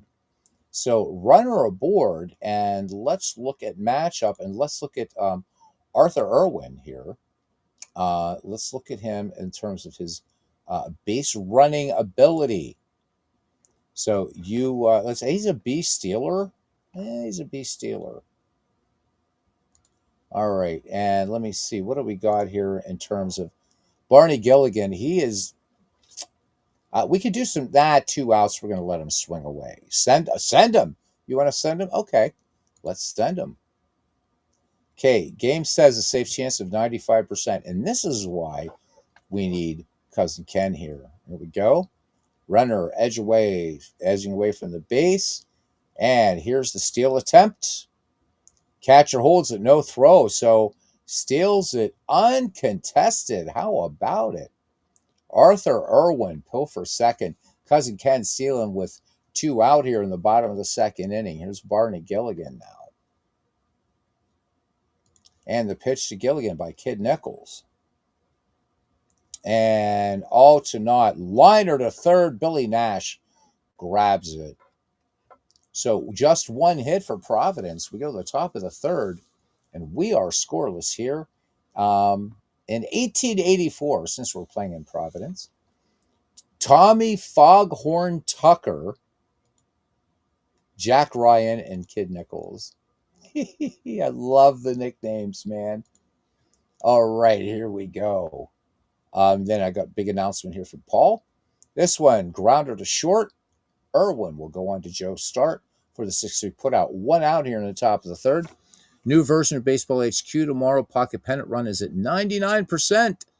Okay. That is going to be in your sweaty paws tomorrow, so I would say within a week. Okay, cool. The new version delay is all because of HQ export streamlining. Okay. We're going to get a quick peek here. If you export a season, all of those teams become custom teams? Seriously? Oh, my God. That opens up a world of possibilities, man. A world of possibilities. Sorry for the bloop in the water, but all right. Ken, what are you talking about? What is ballpark? What is this? Is this something I should buy and have? I'm gonna wait. Cousin Castro he's got to deal the goods, man. I need the intel, or there ain't gonna be another pitch here from Old House Radborn tonight. What is he talking about? What is ballpark? Probably won't be able to afford it, but I must know what it is. You're not Paul. What have I told you a million times? There's no interrupting. There's no hijacking. It's about this. This channel is always about community. So, what is ballpark? You guys, I'm going to look it up. If you guys are going to play this way with me, all right. Look at that. Everybody just talking about it. Screw Beatles eternally. No, no, no. That's fine. That's fine. I'll just look it up here.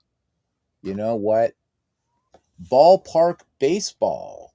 Here it is. You guys. Okay. Oh, let's see what seasons they have. Um, okay. Okay. Yeah, yeah, yeah. Not not old timey enough, but still pretty cool. Keep it secret, keep it safe, says Gandalf. I'm gonna start calling Paul Gandalf here now. Cards and dice games sold as old as Stratton Appa. Never heard of this game. Hmm, he says. Hmm. Hmm, hmm, hmm, hmm. Got a lot of seasons here, actually. By the way, Action PC players, I got an email today. Any of you want to get into a Negro League baseball tournament? Uh, all you have to, the only requirement is you have to own the newest edition of Action PC Baseball. You do not have to own the game. Oh, shit. Let's just do it this way. All right, so think back to 1940. Not bad. Not bad at all. Yeah. 1949. If I would buy this, oh shit, wow. So you don't get so they so be it's well, that's you know what, $50, man. That's not bad. For a cards and dice game, that's actually absolutely superb. I'm guessing this is a print and play game. It's not for the faint of heart. Okay, I understand. I'm just curious how much the game oh, the site can't be reached. How lame's that? How am I gonna buy the game? How the hell am I gonna buy the game? Wow, dude, that's not cool. Go get the starter kit now, a playbook, and any two teams for just $20. Nice deal. Okay, so you can. What do they charge for teams? $4 a team. Wow. Okay. Um. All right. So that's pretty cool. I could see once I have the real estate because does this have?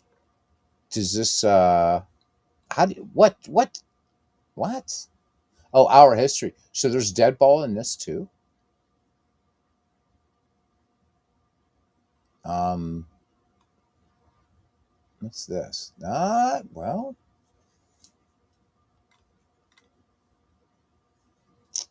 Hmm. Ah, Charles and Marcy Sidman, Rick Shostak. I've heard this name before. Where have I heard this name? This Rick. He looks familiar. Rick Shostak. Why do I know him? Know of him? I mean, I know him in a baseball context. All right, Mike, are you ready? If that's what you're saying. So 1970, right? 1957. Wow. In Germany. How about that? Dr. Charles Sidman, an academic fellow, conceived and began. So, what is this about Germans in baseball? Marcus Heinsohn created Out of the Park Baseball, and we got a German dude here doing this one. This is cool. After completing his fellowship, he moves to Madison, Wisconsin, to pursue his PhD. It was there that he produced the first working version of the game. The inaugural ballpark baseball games were played in March 1959. With Dr. Sidman and his family members competing in a round robin tournament, ultimately won by the 19 Philadelphia A's. Where are the 19 Philadelphia A's then? Urgh. See that? They're talking about these old teams. I'm going to contact you and say, dudes, where's the dead ball era? Where's the 20s? All right, so Mike, let me know. Just give me a yes if you're ready. I will jump out. I'm going to have to jump out anyhow here in a few. It's 1 a.m. So, wow, this looks really cool. This looks really, really cool. All right, let's see how deadly it looks here. This is a bunch of teams dating back to. So, okay, so help me out. So this is the second iteration. So I'm looking at an older version because it's saying 1893, so beginning of modern baseball to present day. But obviously, I'm looking at an old version. Shit. Okay. Oh wow. Okay. Let's look at the cards. Oh, they went out of business 6 years ago. So there's an okay, but the game's still being made by somebody else now. Um, okay, so even though I don't know exactly what's going on here, this looks like something I could learn. Okay, got you. All right, so 1893 to 1939, and okay, so coming soon. Wow, okay. Family took it over. I keep trying to purchase it and it won't let me. I'm going to wait till, although, you know what? I would buy 1949. So, question though, guys, how much of a footprint does this game take up? That would be my question. Yeah, I saw that. There's a ton of YouTube on here, Todd. Is it a big footprint? That's my issue. Would be the footprint. They're also in Sabre on Monday night. Oh, okay. So let me copy this from Paul. Thank you, Gandalf.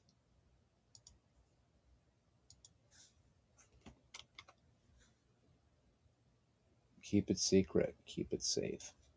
Yeah, you never know when Sauron or some football fan might turn up. Okay. Algorithm accuracy. Fringe players added. So you guys get, so when you buy a season, okay, rather large footprint. Yeah, okay. Might have to wait then. Damn. Wow. Do you think they would kick my ass if we played one video while we're waiting for Mike? You guys want to watch the tutorial?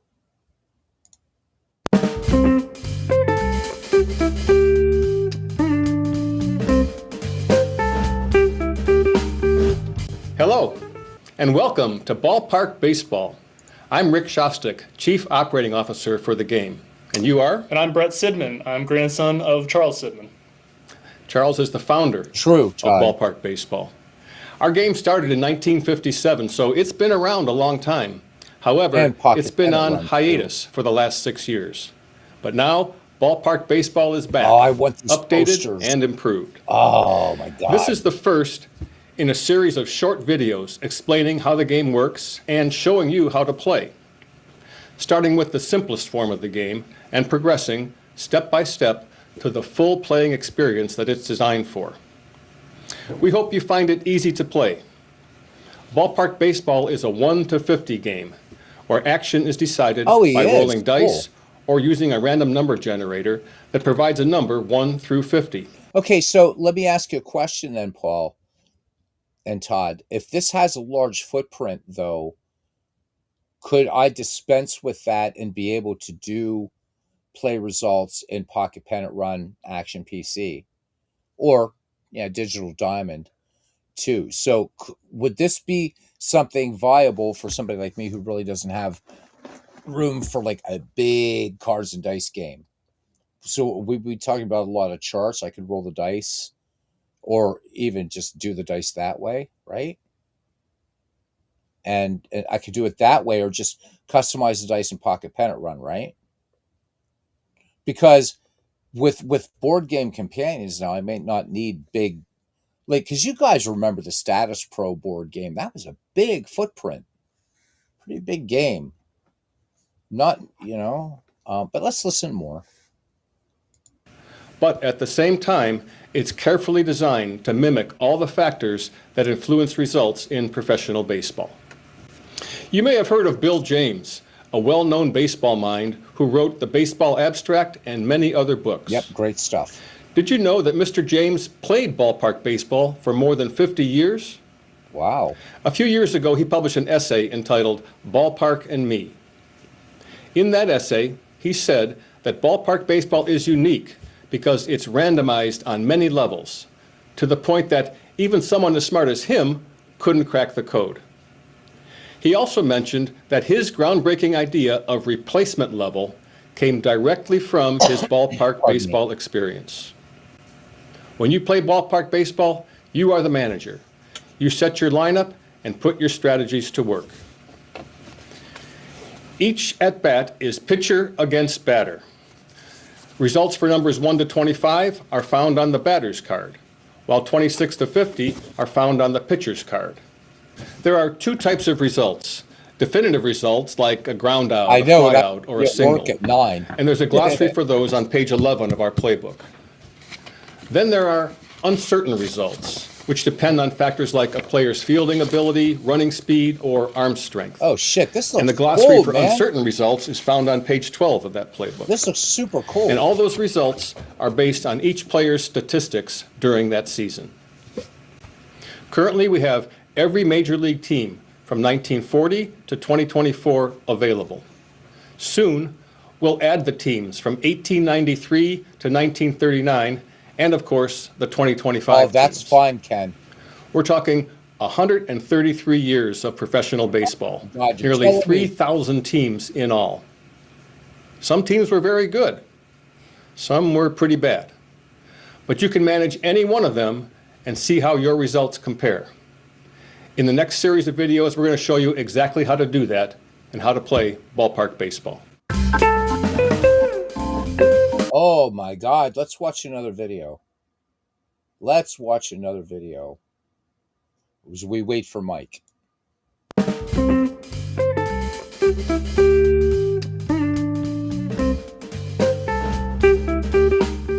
Welcome back. For this second video, we're going to review the elements that make up ballpark baseball. There are 6 of them, and once we explain these, we'll start playing the game in the next third video. Let's look at gameplay. Let's skip this one and let's look at the third video. Just curious about the game flow on this, but you guys seem to love it, so. Oh my God, you guys. This might be the next game, and Welcome it's not back a digital one. to our third ballpark baseball video. It's time to play. We're beginning with the most basic, straightforward way to play the game. It's listed on page 35 of the playbook. Then, in the next several videos, we'll add new features, following exactly, again, what's listed on page 35 of that playbook. So these park charts, guys, you wish you had that guy's hair. So these park charts, are these park effects? Is that what they mean by that? Now, as a reminder, our matchup is the 1957 Milwaukee Braves against the 2012 San Francisco Giants. For this simple version, we won't use either the Braves or the Giants park chart. Instead, we'll be using the generic park chart Okay, thanks, on pages Ken. 80 and 81 of the playbook. Now let's review the lineups we've put together. It'll be a battle of left-handed pitchers. Warren Spahn for the Braves and It's Barry too late, Zito for Paul. the Giants. It's too late. Now, my Braves have 4 Hall of Famers in the lineup. My fielders' ratings are pretty good, but my outfielders don't have the best arms. And also, I don't have much base running speed on my team. Brett's Giants have Buster Posey hitting cleanup, and Brett has plenty of speed on the bases. But one thing jumps off the page.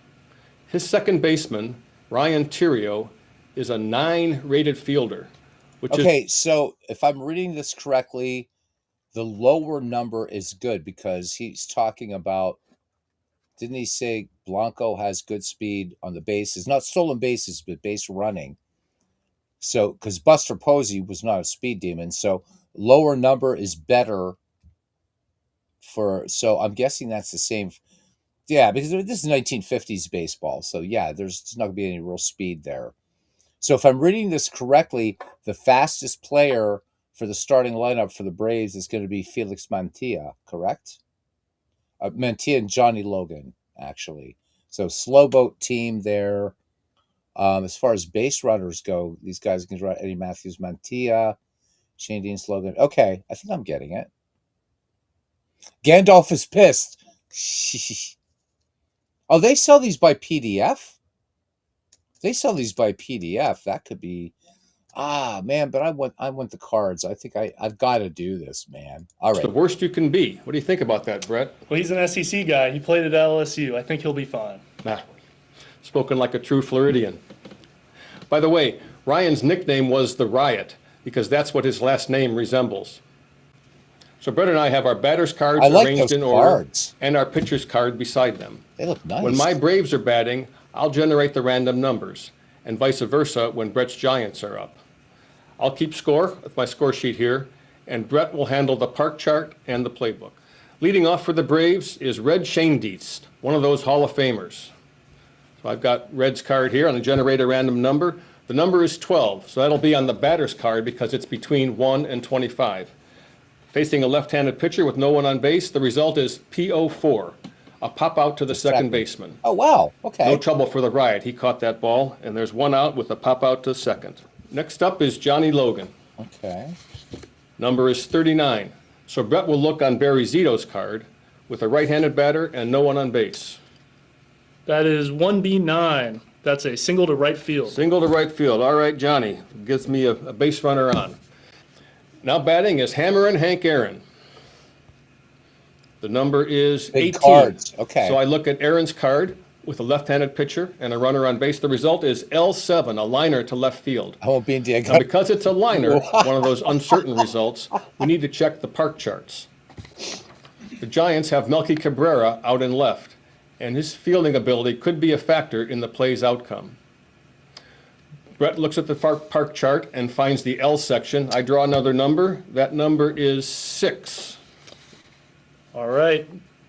That's a home run. Hey, Hank Aaron knocks it out of the park. It's 2-0 Braves. All right. You're happy for Hank, huh? They did in the second Next up video. is Joe I just Adcock. wanted to get an idea of the Draw a number, 42. That'll be on the Flow of pitcher's play. card. this. Even the basic See. version is really enticing here. This is That's a pretty strikeout. Okay. 2 out, nobody on. Eddie Matthews is next up. Number is 15. So on Eddie's card, that's a SM4, a smash to the second baseman. Another chance for Ryan with his 9 fielding ability.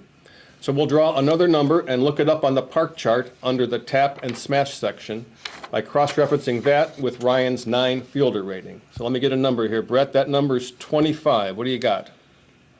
Oh, he's out. I told you he'd be fine. All right, that's the end of the top of the first inning. We go to the bottom of the first, and Brett's team is now batting. Gregor. So, again, I realize they're just playing the basic game, but boy, is that cool. What I'm liking so far, and I mean, I'm hoping that this will, that the flow, I mean, another night we're going to have to look at the more advanced play, but I mean, I'm just listening to this and he's saying, I'm like, oh, okay, that's what you do. So it's just, it seems, again, I understand, Ken, what you're saying. Not a fast playing game, and that's fine, but it looks like a game that not only you can ease into, but it makes a lot of sense. And I'm liking the interaction and even checking just fielders. It doesn't look like there's a plethora of charts. I'm hoping that there's not this 80 pages of charts you got to look through to resolve a play. But this is really, really, wow. I got some message, please avoid something or other. I don't know what. So I don't think these guys are going to sue me. This is free advertising for them. Let's do it. Blanco leads off for the Giants, and you generate the numbers, Brett. All right, the number is 7. So that's a strikeout. All right, Warren Spahn knocked him up. Next up is the Riot. All right. The number is 35. So I got to look on Warren Spahn's card for that, and the So 15 page, that's not bad at all. That's not bad at all. 15 pages of charts, that's doable. result is ... 7. That's a hit to left field, and Okay. the ... on the card indicates that we need to look at the top of the park chart to determine the result of the play. So what do we got up at the Okay. very top there, Brett? All right, that's going to be a double. A double for Ryan. We got to add MVP to his nickname, I think. Okay, there's a runner on second, and Melky Cabrera is up. You got it, Brett. All right. The number is 23. It's going to be GO4, which is a ground out to second. The Riot moves to second base. Okay. Third base, sorry. Yeah, Yep, Todd, he moves up to third absolutely. and 2 out. You got it. You got it. Okay. All right, you got a chance. Up next is Buster Posey. Okay. Number is 28. So that'll be on Warren Spahn's card, and struck him out. End of the first, and the Braves lead 2-0. Okay, so question for the ballpark cards, Ken. So, like in Action PC baseball and out of the park baseball, you have park effects for every year. So strategy, all those games have it. So let's say I was playing the 1938 season, because that was great. The Pirates and Cubs were in the thick of it. Is that going to have the ballpark effects specifically for 1938 for Forbes and for Wrigley? Or is it just, I'm just curious, like, do they adjust per season?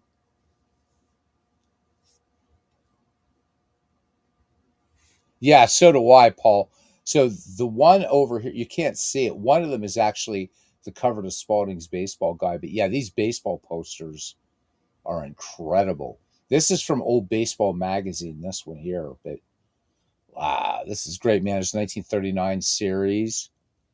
This is so excellent. These must be programmed. I want these posters too. So Gandalf and I, we're going to figure out how to get these posters. Show them off. Hey, Aaron, how you doing, man? Come on back for the next video. We're going to learn about control There, numbers and hold play it. the second inning. All right, okay, all right. We're going to do one more, and then I got to go to bed because I haven't heard anything from Mike yet. So, third inning, right? Is that what we want? Third inning? I guess. Is that where I am? Did I get lost?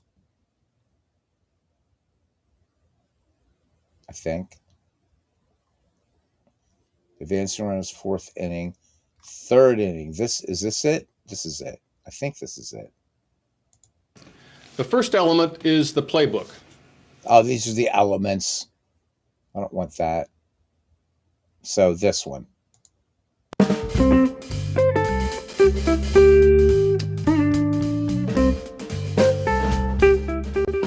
Welcome back to Ballpark Baseball. As we continue our game, we're going to introduce an important feature of Ballpark Baseball. It's called control numbers. We've already covered that the numbers 1 to 25 are on the batter's card, while 26 to 50 are on the pitcher's card. But what if you have a pitcher who allows a lot of home runs, and he's facing a batter who hits very few or none? Or a batter that doesn't strike out or walk very often? Like Willie Keeler. Control numbers Tony address Gwynn. this. Some batters' cards have notes at the top indicating that they control the results that are on the pitcher's card. And conversely, some pitchers' cards note that they control numbers and results from the batter's card. Now, these controls are explained in more detail on page 15 of the playbook. This feature bolsters the statistical accuracy of ballpark baseball. And that's not just me talking. I've spoken to an expert in the baseball board simulation games, and he thinks control numbers are what make ballpark baseball really, really stand out. Let's play the second inning and see how they work. So I'm up to bat, and Felix Mantilla is my batter, so I got to generate a number. The number is 36. What do you got? All right, that's going to be 1B9, a single to right field. Single to right field, but hold on. Mantilla's card has a conditional control for singles, so we have to draw another number. I'll do that. The number is 17, and the control on my batter's card changes that result to PO5, a pop out to third. So that's one out. And next up for me is Del Crandall. Generating a number, it's 6. That's TL9, a Texas leaguer to right field. Now that's a blue pit that always falls in for a single. So I've got a runner on first, and the next batter up is Andy Pafko. Number is 50, so that'll be on Zito's card. All right. That is That is a cool. DP6 double play grounder to short. Wow, that was quick. And of course, you know, the Riot took the throw at second base and then got it over to first to make the double play. So that's all for me in the top of that inning. Giants are up, and Angel Pagan leads off for the Giants in the bottom of the second. You got it, Brett. All right. And the number is 13, so that's going to be 2B*9. That's a long double to right. Okay, runner on second, and Pablo Sandoval now at the plate. All right, so 20. That's going to be GB3. That's a ground out to the first baseman, and the runner on second moves to third. Okay, we got a runner on third, and next up is Joaquin Arias. Oh, I believe Okay. you, Paul. Number's 28. Okay, so that's on me. Strikeout. That's a strikeout Oh, on so they have a Spawn's pivot card. man on some But ground Arias balls. has a and may or may not conditional be a control double for play. strikeouts. We need another number. Okay, go for it. Wow, well thought out. So that number game. is 11. That changes the result to a DF8, a deep fly to center that allows Pagan to tag up the score for the first run on the Giants. All right, 2-1. 2 outs, nobody on, and Brandon Crawford's up. Number's 22. That is a strikeout. All right, that's the end of 2 innings. The Braves are leading 2-1. Come on back for the next video. We're going to show you how the park chart figures into the game.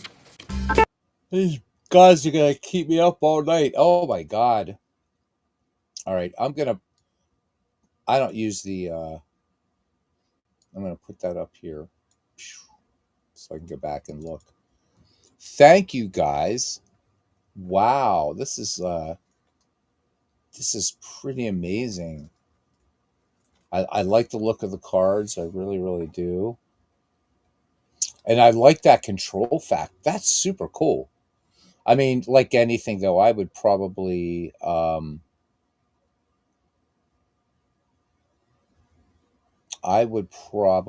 play some basic. Oh, there's the dice you can use too. Okay. I would play a few baseball games though for a while, like the basic. But that's really nice. It's nice and clean, and I think one of the things I like about Strat is like the play for the most part is there. Wow, really nice. Really, really nice. Thanks, gentlemen. See? What a family this is. I guess I'm going to be spending some money. I have to be at work at 9 o'clock, man. Ken says he got this brochure. Okay, is the park chart the next one? Is that the next one? All right. Wait, that's this one. All right. Then I'm closing down the broadcast.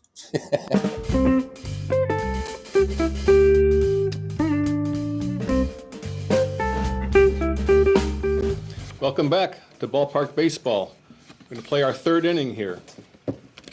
And as we move forward, we're going to ditch the generic park chart and replace it with one specific to our game. Mike says wuss. Since Brett's Giants are the home team, we'll play in San Francisco's current stadium, which opened in the year 2000. It's now called Oracle Park. Now, it's often cool and breezy. So Todd says reading the history of ballpark is interesting. They even had a restaurant where you could sit up and play and eat. Oh, dude. I would get a job as a dishwasher there even. I'd tell FedEx. Stunad. No, 6 a.m., dude. That's what I'm used to getting in at 6 a.m. from being a musician. How'd you lose your? Oh no, you'll get your wrench back. You'll get your wrench back. No worries, mate. All right, let's see what because this will answer my question about ballparks, right? In San Fran, so the chances of a liner clearing the fence are reduced. I can tell you that the line drive that Hank Aaron hit back in the first inning of our game would not have been a homer if we had been playing in San Francisco's park. Oh, wow. And the team-specific park chart also introduces chance plays into the game. There's 3 types of chance plays: X, Y, and Z, both for infielders and outfielders. So starting on page 37 of the playbook, there are 6 charts that resolve these X, Y, Z situations, and we'll be referring to the playbook as we go through this inning. All right, let's continue the game. Top of the 3rd, and we're now relocated to Northern California. I'm up, and Warren Spahn is batting. Now, Warren only hit 138 that year, so let's not expect too much. And the number is 1. Struck out.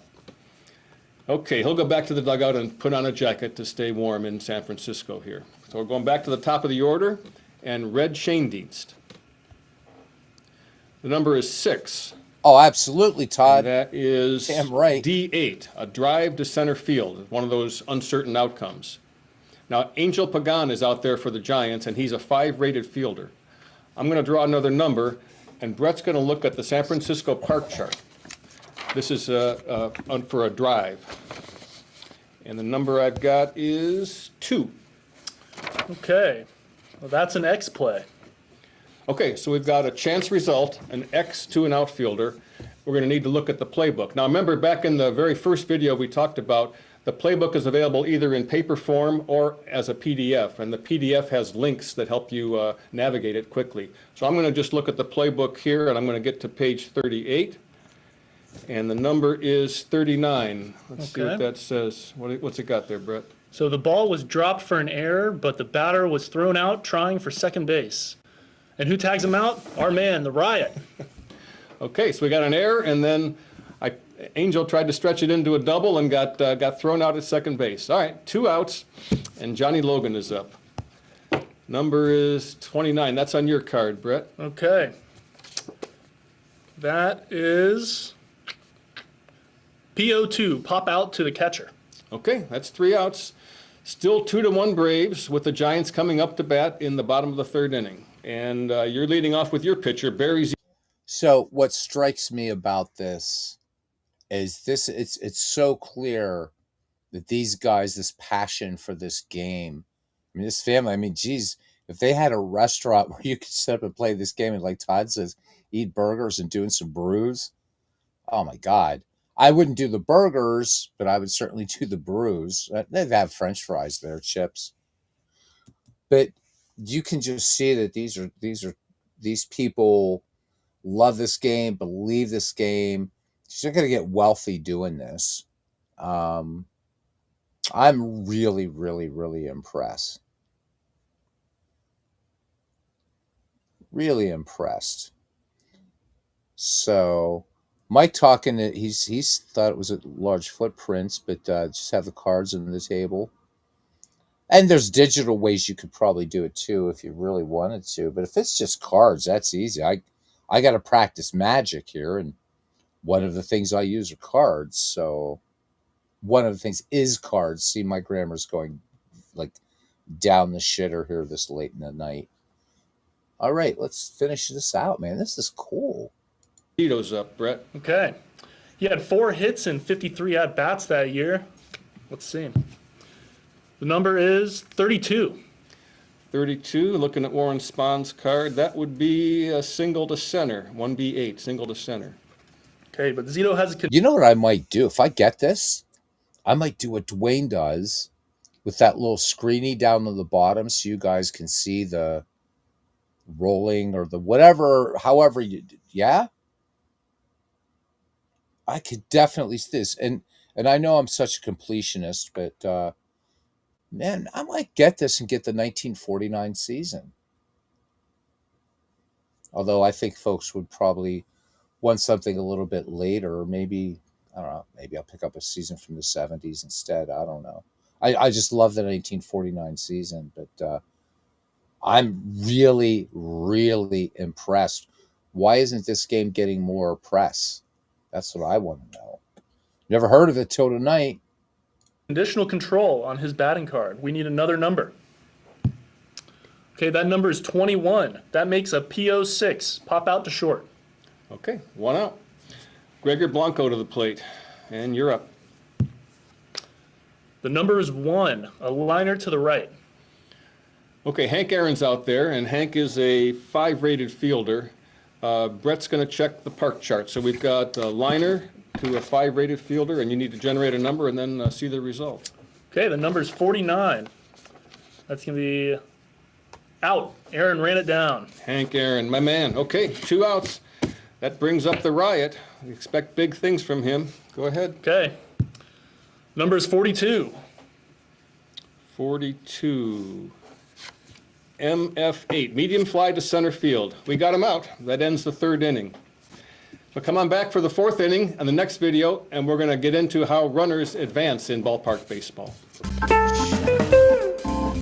Okay, absolutely impressive. So I'm going to be watching the rest of these videos. Learn more at, what else am I learning? Oh my God, there's even more stuff. Okay, this is all the, wow. I'm wow. I mean, you know what? You gotta support this, because I'm gonna subscribe to this bad boy. There we go. Nice. Nice. Wow. Impressive. Mike, are you ready to broadcast now?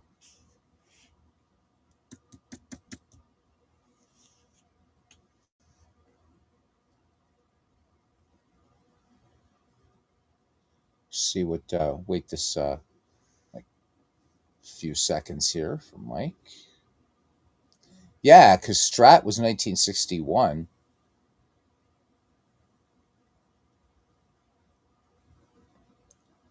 (1911) World Series teams. Oh man, that'll be fun. So I'm curious how, I mean, I guess that's going to be watching the video on how runners advance, but how is this going to play dead ball baseball? But, or I mean, ballpark baseball, not Strat. But wow. Thank you guys for you guys just mentioned it offhand. I'm like, what ballpark? What? Shit. I wish you could save these games in progress, but no score, so no harm. Boink. You got to click out of this game twice. There we go. Excellent stuff, gentlemen.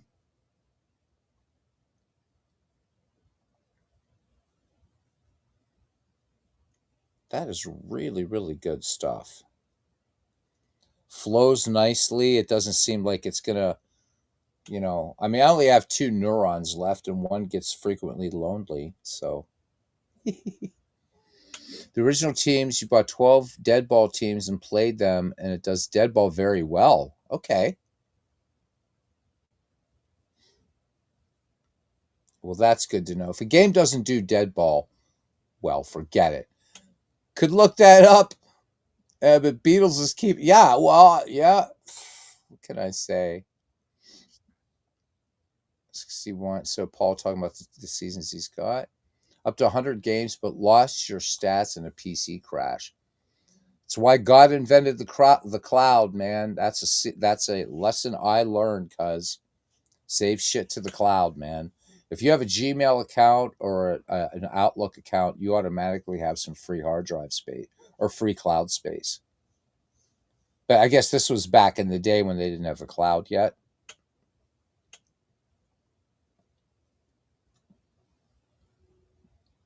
What a great baseball game. That's a great baseball game. I love the way it plays. And I've only watched, 6 years ago.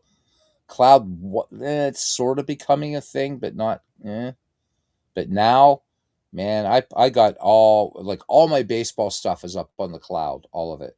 Like, except out of the park baseball for obvious reasons. But everything else is up there.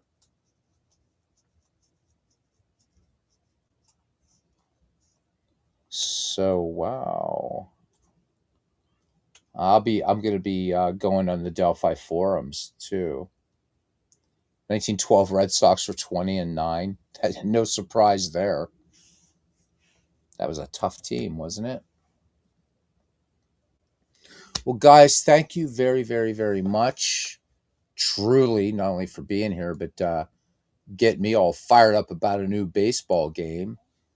And I can afford to buy some seasons for it. I'll probably not ever own all the seasons. Although, I mean, that's not buy a season a month. That's not too bad, right? All right, cool. Usually I say my goodnights individually, but we went kind of long tonight. The ball game didn't, but everything else did. So, I'm going to be on tomorrow, if I'm on tomorrow. Going to a comedy club with the female particle tomorrow night, but get back, would maybe do some late night baseball or whatever. Don't know what we're going to do, but we'll do something baseball-y and make sure to give Paul back his wrench. So thank you, everybody. I got to get ready for the sleep. FedEx awaits. Hopefully Mike is going to be doing his broadcast. I'm going to have to catch it after the fact. So until I see everybody again, thank you a million times, and see you around the batting cage. All right. Good night, good morning, wherever you are.